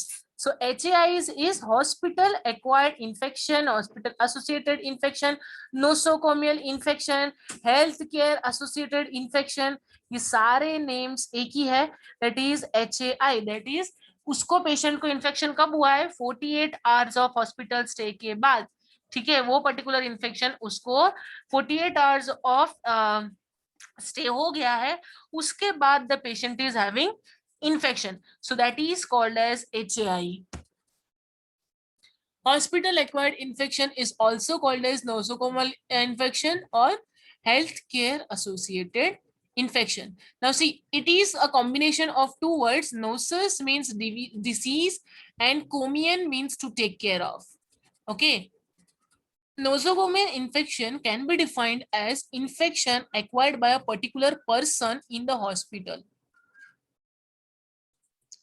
एक कोई पर्टिकुलर पर्सन को हुआ है हॉस्पिटल के अंदर, मैनिफेस्टेशन ऑफ विच में अकर ड्यूरिंग हॉस्पिटलाइजेशन और आफ्टर डिस्चार्ज. हाँ, अभी तक तो हम क्या बात कर रहे थे कि 48 आवर्स का स्टे है, उसके बाद उसको इन्फेक्शन हो रहा है, लेकिन एक और चीज भी हमको ध्यान रखनी है कि डिस्चार्ज के बाद अगर उसको इन्फेक्शन हुआ है, हॉस्पिटल डिस्चार्ज के बाद में अगर पेशेंट कंप्लेन लेके आ रहा है इन्फेक्शन की, सो that is also called as hospital acquired infection. Suppose patient discharge हो गया, उसके बाद में again if the patient is coming with a complaint of some of the infection, so that is also categorized. हाँ, लेकिन अगर एक महीने के बाद आ रहा है तो you cannot consider that as nosocomial infection.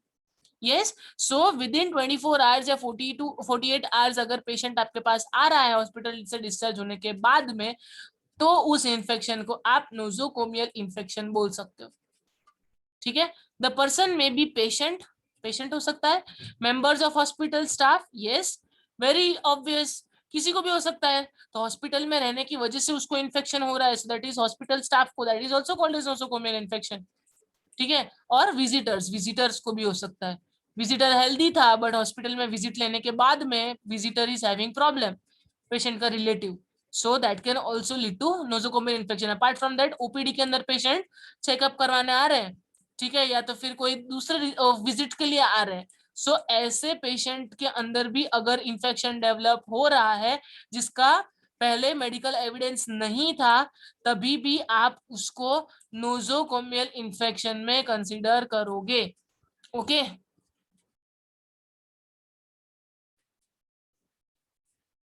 epidemiological interaction that includes host, environment and agent. Very important, agent, host and environment का triad. Host factors, suppressed immune system due to age. ये देखो, होस्ट यानी कि जिसके अंदर infection हो रहा है, okay, that is called as host. तो it can be due to poor age, हमारी इम्यून सिस्टम के ऊपर असर हो रहा है, immune system is getting affected due to age. ठीक है, पीडियाट्रिक्स एंड जीरियाट्रिक्स दोनों रिस्क पे होते हैं. Poor nutritional status, highly obese people, highly malnourish people, दोनों रिस्क पे. Severity of underline disease present, of कोई डिसीज प्रेजेंट है वो कितना सीवियर है, ठीक है, कीमोथेरेपी, या तो फिर सपोज पेशेंट को HIV का इन्फेक्शन है, तो HIV का इन्फेक्शन कौन से स्टेज पे गया है, उसका CD सेल काउंट कितना है, 500 सेल्स पर माइक्रोलीटर है, या तो फिर उससे कम है, या तो 200 सेल्स पे जा चुका है, less then 200 cell CD4 count हो चुका है उसका, यानी एड्स के अंदर आप उसको क्लासिफाई कर रहे हो, तो कितना सीवियरिटी है डिसीज का, वो भी एक फैक्टर है.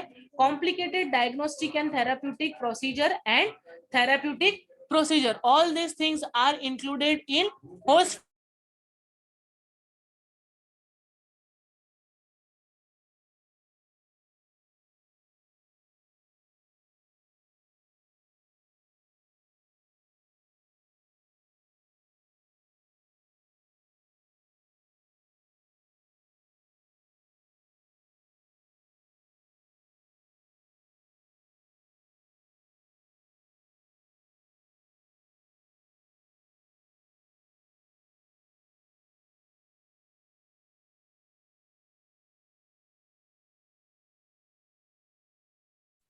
Then environment is everything that surrounds the patient in hospital. ठीक है, तो वो चीज जो पेशेंट के आजू बाजू में है हॉस्पिटल में, उसको हम एनवायरमेंट कंसिडर करते हैं.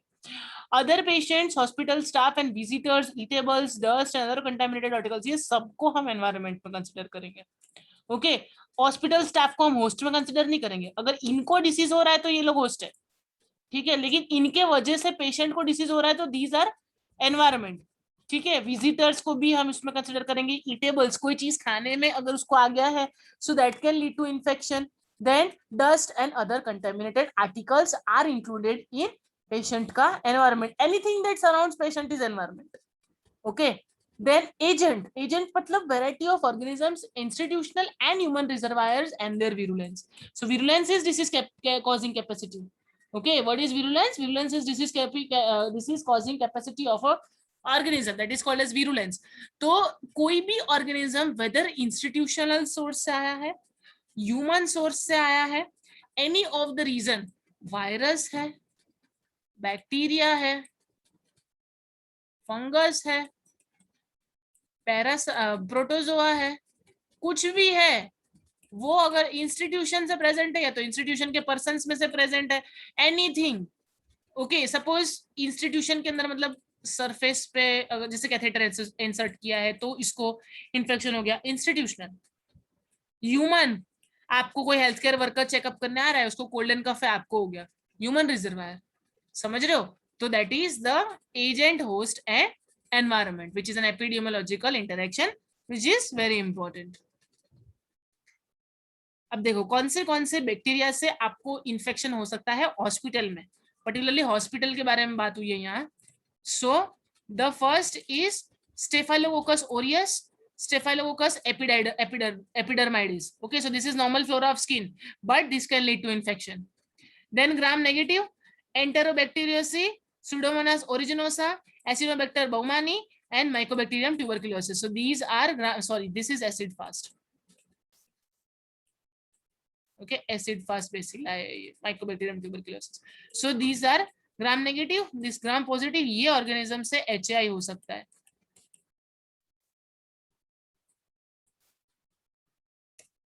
Virus, blood-borne infection, hepatitis B virus, hepatitis C virus, and HIV virus. ठीक है, इसमें hepatitis B is a DNA virus, these both are RNA virus. Others include rubella, varicella and SARS. ठीक है, this is SARS virus.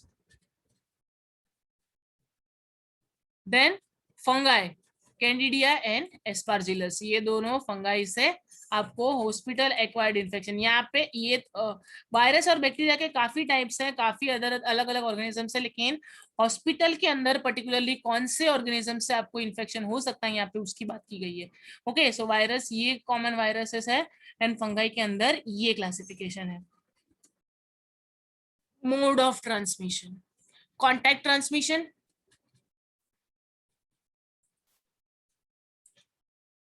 aerial route, bone oral route, parental route and vector. So these are some of the mode of transmission of microorganisms या तो फिर disease.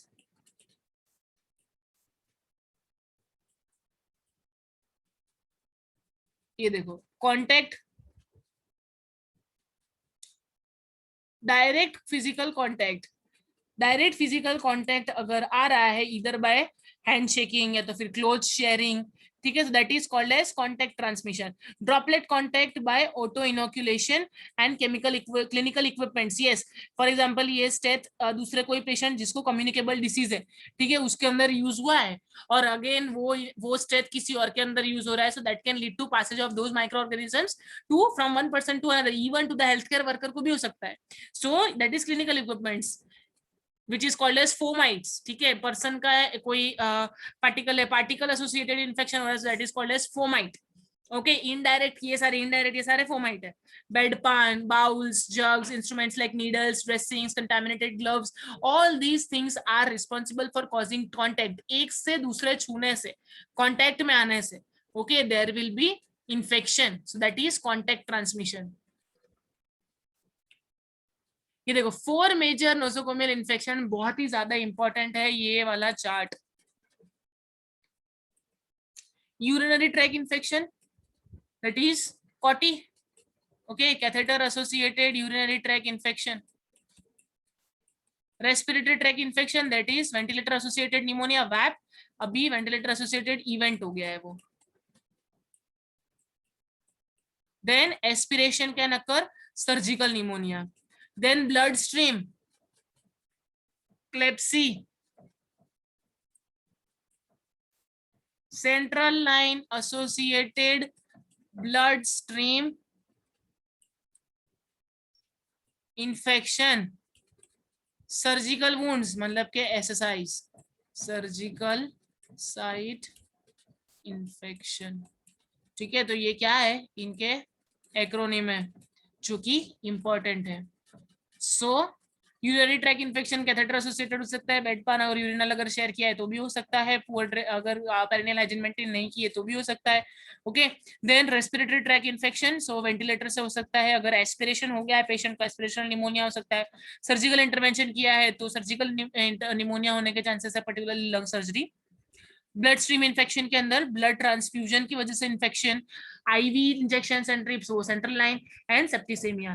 So these are blood stream infections. Then surgical wounds, तो surgical wounds के अंदर SSIs, that is post operative wound, chest drainage, tracheostomy wound. तो ये सारे most common procedures है जो पेशेंट को परफॉर्म किए जाते हैं. ठीक है, सर्जिकल इंटरवेंशन. और अगर इवन सेंट्रल लाइन डालना है, फीमोरल डालना है, आर्ट्रियल डालना है, ये सब ब्लड स्ट्रीम इन्फेक्शन करते हैं. ओके, ट्रेक्योस्टोमी के अंदर जहाँ पे ड्रेसिंग लेना होता है, ओके, वहां पे जो क्या बोलते हैं सर्जिकल आता है, वहां पे पोस्ट ऑपरेटिव कोई एरिया के अंदर ऑपरेशन हुआ है उसके बाद में उसका ड्रेसिंग है, चेस्ट ड्रेनेज के ऊपर जहाँ पे हम पैक कर देते हैं वो एरिया को. Okay, that is called a surgical wound incision, जहाँ पे इंसिशन लगाना पड़ता है हमको, that is surgical wound in surgical site infection. So that is about SSI. So these are the most common type of infections that can occur in the healthcare.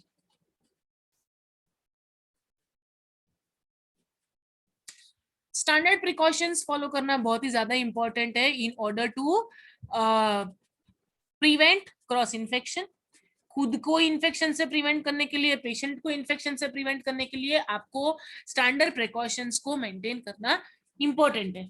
इसके अंदर standard precautions to blood, all body fluid secretion and excretions except sweat, then regardless of whether they contain visible blood, non intact skin, mucous membrane, ये सबसे contact में आने से पहले you need to have standard precaution. तो standard precaution में क्या आएगा आपका, हैंड हाइजीन आएगा. ठीक है, 5 moments of hand hygiene before and after touching the patient, before and after any surgical procedure, then after leaving patient surrounding. ठीक है, सो ये आपका 5 मोमेंट्स ऑफ हैंड वॉश है. Then steps of hand wash very crucial, तो steps of hand wash भी आपका important है. Then आएगा आपका पीपी. ठीक है, पर्सनल प्रोटेक्टिव इक्विपमेंट, तो पर्सनल प्रोटेक्टिव इक्विपमेंट के अंदर mask, eye shield, cap, gown, okay, gloves, ये सारी चीजें क्या है आपकी पर्सनल प्रोटेक्टिव इक्विपमेंट है. तो personal protective equipment is also important. Types of gloves, sterile gloves है, ओके, और नॉर्मल जो लैटिक्स ग्लव्स है वो ग्लव्स. सो उन सबको यूज करने का जो मैकेनिज्म है that is somewhat difference. So that is why standard precautions are necessary. Then preventions of NSI, it is also very important. Needle stick injury को भी prevent करना is one of the most important aspect because hepatitis B, hepatitis C and HIV mostly caused by needle stick injury to healthcare workers. ठीक है, healthcare workers more prone होते हैं, तो उसके लिए आपको needle recap नहीं करना है. Consider every person to be infected.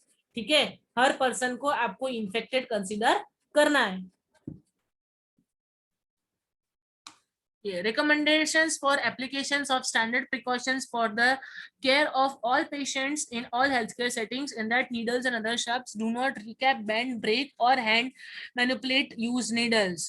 ठीक है, हाथ से उसको मोड़ने तोड़ने की कोशिश नहीं करनी है. If recapping is required, use one hand scoop technique. Only yes, one hand scoop technique के अंदर क्या करना है, आपको कैप नीचे रखना है और उसके बाद में उसको टच के बिना नीडल को वो कैप के अंदर डालना है. So that is one handed scoop method. Use safety features when available. Then place sharps in puncture resistant container. Containers अलग से होते हैं जिसको हम बायोमेडिकल वेस्ट मैनेजमेंट बोलते हैं. लास्ट टॉपिक हम वो पढ़ेंगे, बायोमेडिकल वेस्ट मैनेजमेंट. तो उसके लिए अलग से कंटेनर होता है जिसके अंदर सिर्फ शार्प मटेरियल जाएंगे. नीडल्स हो गया, स्कैल्पेल हो गया, ब्लेड्स हो गया, ओके, रेजर्स हो गए. तो ये सारे क्या है, शार्प मटेरियल्स है जो सिर्फ शार्प कंटेनर्स में जाएंगे. अब ये शार्प मटेरियल्स के अंदर आपको ग्लास बॉटल नहीं डाल देना है, ठीक है, because that is not sharp, that is glass. So आपको जो शार्प मटेरियल है जिससे इंजरी हो सकती है, जिससे स्किन पेनिट्रेशन हो सकता है, स्किन इंटीग्रिटी ब्रेक हो सकती है, ऐसे मटेरियल को आपको व्हाइट कंटेनर के अंदर डालना है, which is one of the biomedical waste management, जिसके अंदर आप शार्प्स डालोगे. Okay, IV lancets very important. और अगर आपका ग्लास टूट गया है, ओके, ब्रोकन, अगर ग्लास बॉटल इंटैक्ट है, नो इश्यू. अगर तो टूटी है वो, so that can create an issue, that can lead to infection और that can lead to injury. तो नीडल स्टिक सॉरी, हाँ, वो भी शार्प इंजरी के अंदर कंसिडर होगी. तो ऐसे टाइम पे आपको उसको व्हाइट कंटेनर के अंदर डालना है. Okay,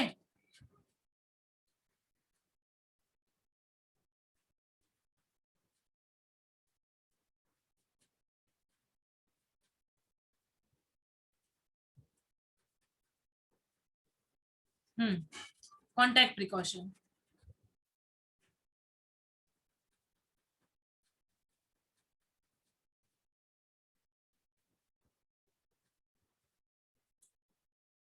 Direct contact occurs when microorganisms are transferred from one infected person to other infected person. ठीक है, तो डायरेक्ट कांटेक्ट मतलब कि एक से दूसरे ऑर्गेनिज्म, एक से दूसरे पर्सन से direct contact.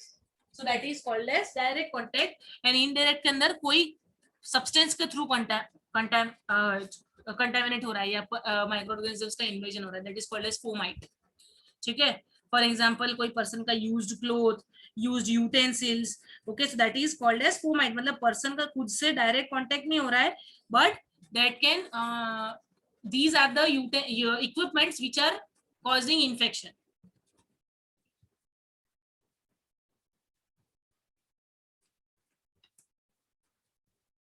So that is called as indirect contact. Then use contact precautions for patients with known or suspected infections or evidence of syndromes that represent an increased risk of contact transmission, including colonization or infection of methylene drug resistant organisms. ठीक है, तो आपको ऐसे time पे तो बहुत ही ज्यादा कॉन्टेक्ट प्रिकॉशन को कंसिडर करना है. पीपीई को तो हमेशा रखना ही है, because methylene drug resistant organisms यहाँ के बारे में बात हो रही है, methylene drug resistant organism. Okay, तो ऐसे ऑर्गेनिजम्स के अंदर जो एंटीबायोटिक्स जो होती है, लोकल एंटीबायोटिक्स, वो they are not working. So because of that opportunistic infection होने का चांसेस बहुत बढ़ जाता है. That is why you need to maintain all the contact precautions for your safety as well as for patient safety. Droplet precaution. So droplet precautions are used for patients known or suspected to be infected with microorganisms transmitted by respiratory droplet. Common cold, ठीक है, tuberculosis, ये सारे क्या है, droplet infection है. Rhinitis, droplet infection. अभी कोविड-19. Okay, so these are droplets. Droplets जो है ये जो सराउंडिंग्स है वहां पे ये droplets are suspended particles in the air, और इस वजह से क्या हो रहा है, अगर ये इनहेल हुआ है दूसरे पर्सन के थ्रू तो that will cause an infection.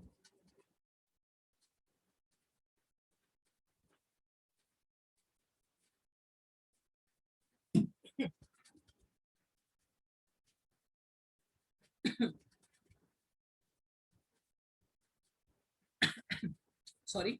सो ऐसे टाइम पे प्रिकॉशंस रखना is very important. Why? Because respiratory track से जाएगा वो, तो it will be life threatening.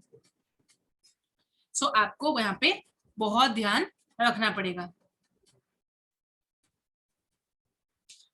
This can be generated by patient during coughing,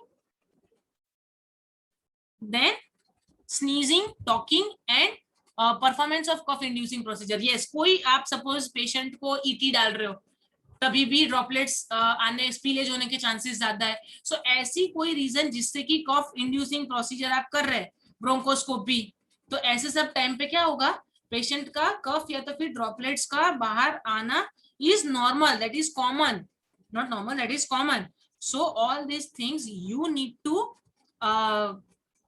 assure that these things are being protected. Okay, आपको इसको protect करना is important.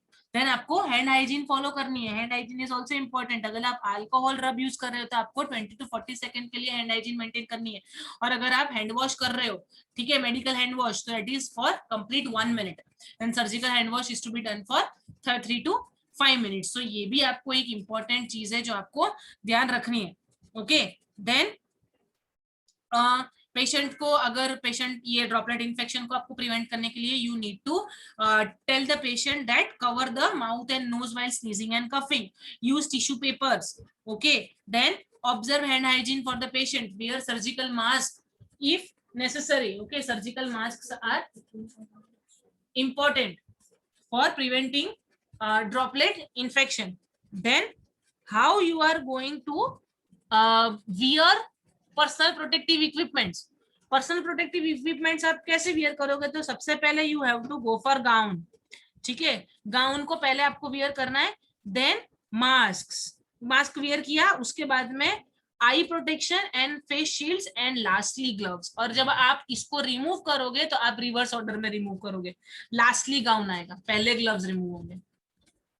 Okay, so this is how you are going to don personal protective equipments. First will be gown, then will be mask, then will be eye protection and face shields, and then it will be gloves. So that is very important for personal protective equipment. फिर जब आप remove करोगे तब सबसे पहले glove remove करोगे, फिर eye protection and face shield remove करोगे, and lastly you will remove the gown. Okay, gown के बाद में आप हैंड वॉश करोगे वापिस। ओके,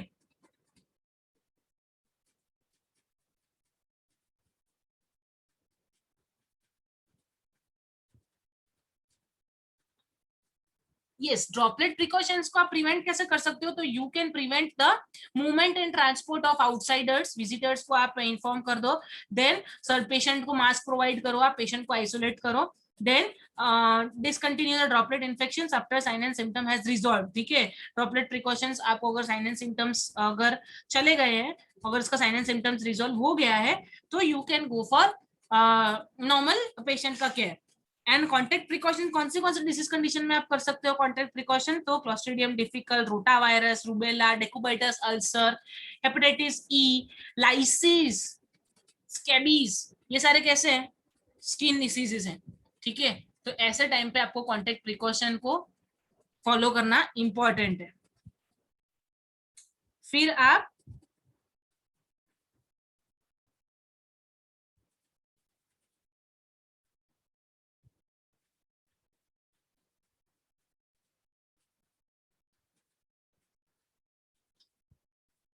एयरबॉर्न इन्फेक्शन भी प्रिवेंट करना रहेगा।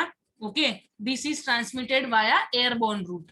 सो इफ नसल कैविटी या ऐसे अगर if the organisms are getting transferred, that is called as airborne infection. Tuberculosis, chicken pox, ये सारे एयरबॉर्न इन्फेक्शन है। ओके, तो ऐसे टाइम पे भी आपको प्रिकॉशंस लेने इंपॉर्टेंट है। एनवायरमेंट को आपको प्रोटेक्ट करना है, उसके अंदर आप क्या कर सकते हो कि जो सरफेस है उसको आपको डिसइंफेक्ट करना रहेगा, ठीक है। फिर पेशेंट का रूम आपको अच्छे से स्टरलाइज करना पड़ेगा after the discharge of the patient. उसके बाद में आप क्या कर सकते हो, पेशेंट को जो फ्यूमिगेशन का प्रोसेस भी you can go for it. Okay, all these things you can do for precaution protection of environment. Okay, droplet infection, diphtheria, then influenza, mumps, pertussis, pneumonic plague, hemophilus influenza type B in children, meningococcus, streptococcus infection in children, rubella, ये सारी चीजें आप droplet precautions, ये सारी disease conditions you can prevent through droplet precautions लेके। Then हमारा एक important topic बचता है that is biomedical waste management, जो बहुत ही इंपॉर्टेंट एंड बहुत ही क्रूशियल टॉपिक है। सो बायोमेडिकल वेस्ट मैनेजमेंट के अंदर क्या आता है कि हॉस्पिटल एसोसिएटेड जितने भी वेस्ट है उसका सेग्रीगेशन, उसका ट्रांसपोर्ट, देन उसका कंपोस्टिंग, डिकम्पोजिशन, वो हमारा बायोमेडिकल वेस्ट मैनेजमेंट में आता है। तो सबसे पहला है वेस्ट सेग्रीगेशन। वेस्ट सेग्रीगेशन करना जब हम है तो सोर्स से ही हम सेग्रीगेट कर देंगे उसको। सोर्स से ही सेग्रीगेट मतलब कि जहां से वो वेस्ट प्रोड्यूस हो रहा है वहां से ही उसको डिफरेंशिएट कर दो। ठीक है, कौन सा वेस्ट कौन से कैटेगरी के अंदर आएगा, दैट इज वेस्ट सेग्रीगेशन। उस सेग्रीगेशन के अंदर इंपॉर्टेंट चीज है दैट इज बायोमेडिकल डस्टबिन्स। ठीक है, dustbins with colour codes. So colour codes are important. तो सबसे पहले आपका जो कलर कोड आएगा वो आएगा ब्लैक। तो ब्लैक के अंदर cytotoxic waste, expiry date medications, radioactive waste, ये सारा आपका ब्लैक बैग में जाएगा। ठीक है, ग्रीन बैग के अंदर जनरल वेस्ट जाता है जिसको हम बायोमेडिकल के अंदर कंसिडर नहीं करते। ठीक है, तो आपका जो ग्रीन वाला जो बैग रहेगा वो बायोमेडिकल के अंदर कंसीडर नहीं होगा because that contains general waste.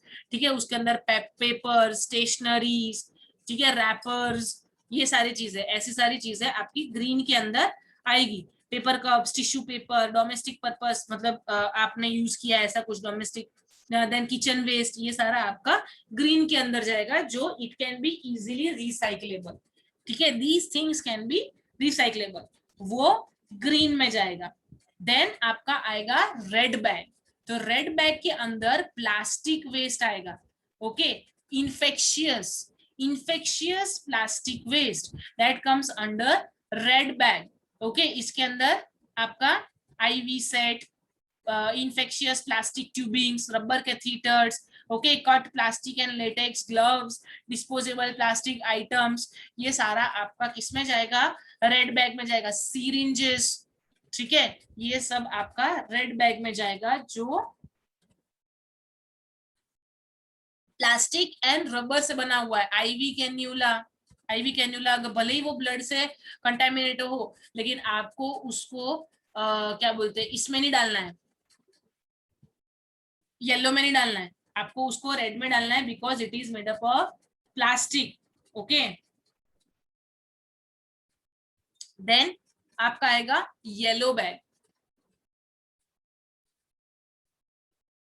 So yellow bag के अंदर क्या आएगा, इन्फेक्शियस नॉन प्लास्टिक। तो प्लास्टिक और रबर के अलावा जितना भी बचा, कॉटन है, ड्रेसिंग गॉस पीस है, ये सारे, फिर ह्यूमन टिश्यूज है, ब्लड बैग्स है, ये सारे किस में जाएंगे, येलो में जाएंगे। ब्लड बैग्स येलो में जाएगा, रेड में नहीं जाएगा। करंट गाइडलाइंस के according blood bag is to be discarded into yellow. ठीक है, तो ऐसा क्वेश्चन कंट्रोवर्शियल पूछ सकते हैं, तो याद रख के उसको येलो में लिखना। Okay, discarded gauze, cotton, okay, human organs, body parts, all these things comes under infectious non-plastic waste, that is yellow bag which cannot be recycled. Red bag के अंदर के सब्सटेंस को हम रिसाइकल कर सकते हैं। हाँ, अगर आपकी जो आईवी ड्रग बॉटल्स है, ड्रग बॉटल्स जो है आपकी वो प्लास्टिक की है, तो you have to discard it in, cut करके डिस्कार्ड करना है उसको। Okay, in red. लेकिन ग्लास बॉटल्स है तो you have to discard it in blue. ये डिफरेंस है, ध्यान रखना ये।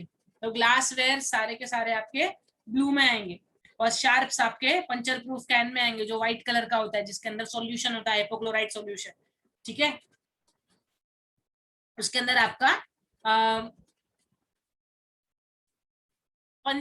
वो आएंगे शार्प्स, जिसके अंदर आपने आईवी डाली है पेशेंट को। ठीक है, तो आईवी डालने के अंदर भी वो स्टीलेट तो रहेगा ना आईवी का, शार्प वाला जो पंचर करता है, वो आपको किस में डालना है, वो येलो में नहीं आएगा, वो रेड में नहीं आएगा, वो किस में आएगा, व्हाइट में आएगा। ठीक है, फिर आपका नीडल्स है, स्काल्पेल्स है, लैंसेट्स है, ब्रोकन स्लाइड्स है, ये सारा आपका व्हाइट के अंदर आएगा। और ब्लू के अंदर glass ampoules, injection, yes ampoules, medication, अगर आपने एम्प्यूल या वायल तोड़ा है तो किसमें तोड़ना है, वो ब्लू के अंदर तोड़ना है। ठीक है, अगर जो मेडिकेशन बॉटल है वो प्लास्टिक की है तो डिस्कार्ड आप रेड में करोगे, और अगर वो ग्लास की है तो आप उसको डिस्कार्ड ब्लू में करोगे। ठीक है, और येलो के अंदर तो पता ही है, जो भी नॉन प्लास्टिक, नॉन रबर जितने भी है वो सारे के सारे किस में आ जाएंगे, येलो में। देन ब्लैक के अंदर आपके ड्रग्स आ जाएंगे। अभी फिलहाल गाइडलाइंस के अकॉर्डिंग उसको भी हम किस में डाल देते हैं, येलो में ही डाल देते हैं। ओके, साइटोटॉक्सिक ड्रग्स वगैरह को भी हम येलो में ही डाल देते हैं, ब्लैक के जगह। सो दिस इज अबाउट सेग्रीगेशन। फिर क्या होगा, ट्रांसपोर्ट। ठीक है, तो ट्रांसपोर्ट के लिए उसके लिए जो अलग से रूट होना चाहिए, because it should not be in contact with patients, patient के कांटेक्ट में नहीं आना चाहिए, वो कंप्लीटली कवर्ड होना चाहिए। ओके, हेल्थ केयर जो वर्कर्स है वो जो उठा रहे हैं उनको प्रिकॉशंस के साथ उठाना है उसको।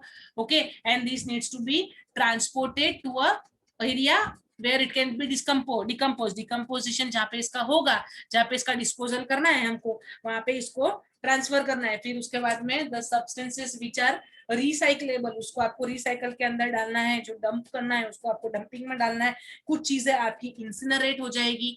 तो इस तरह से आपका biomedical waste management important aspect play करता है हॉस्पिटल के अंदर and microbiology point of view से। क्योंकि अगर ये हैंडलिंग प्रॉपर नहीं हुआ तो पेशेंट को क्या हो सकता है, शार्प इंजरी हो सकता है, that can lead to blood borne infections like HBV, HCV, HIV. Okay, then patient को इफ ह्यूमन वेस्ट अगर हमने प्रॉपरली डिस्कार्ड नहीं किया है तो उसको इन्फेक्शन होने के चांसेस हैं। Okay, then yes, respiratory track infection हो सकता है अगर ऐसा कोई पेशेंट का इफ स्पूटम कंटेनिंग आपने उसको गॉस सक्शन वगैरह किया है, उसको वो कैथेटर आपने डिस्कार्ड किया, प्रॉपर हैंडलिंग नहीं किया, क्या हो सकता है, उसको इन्फेक्शन हो सकता है।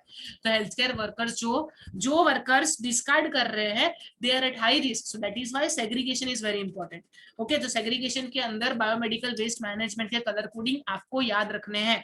ओके, कौन से के अंदर कौन सी सब्सटेंस आप डालोगे ये भी इंपॉर्टेंट है, which you need to remember. So that was all about microbiology. Thank you so much.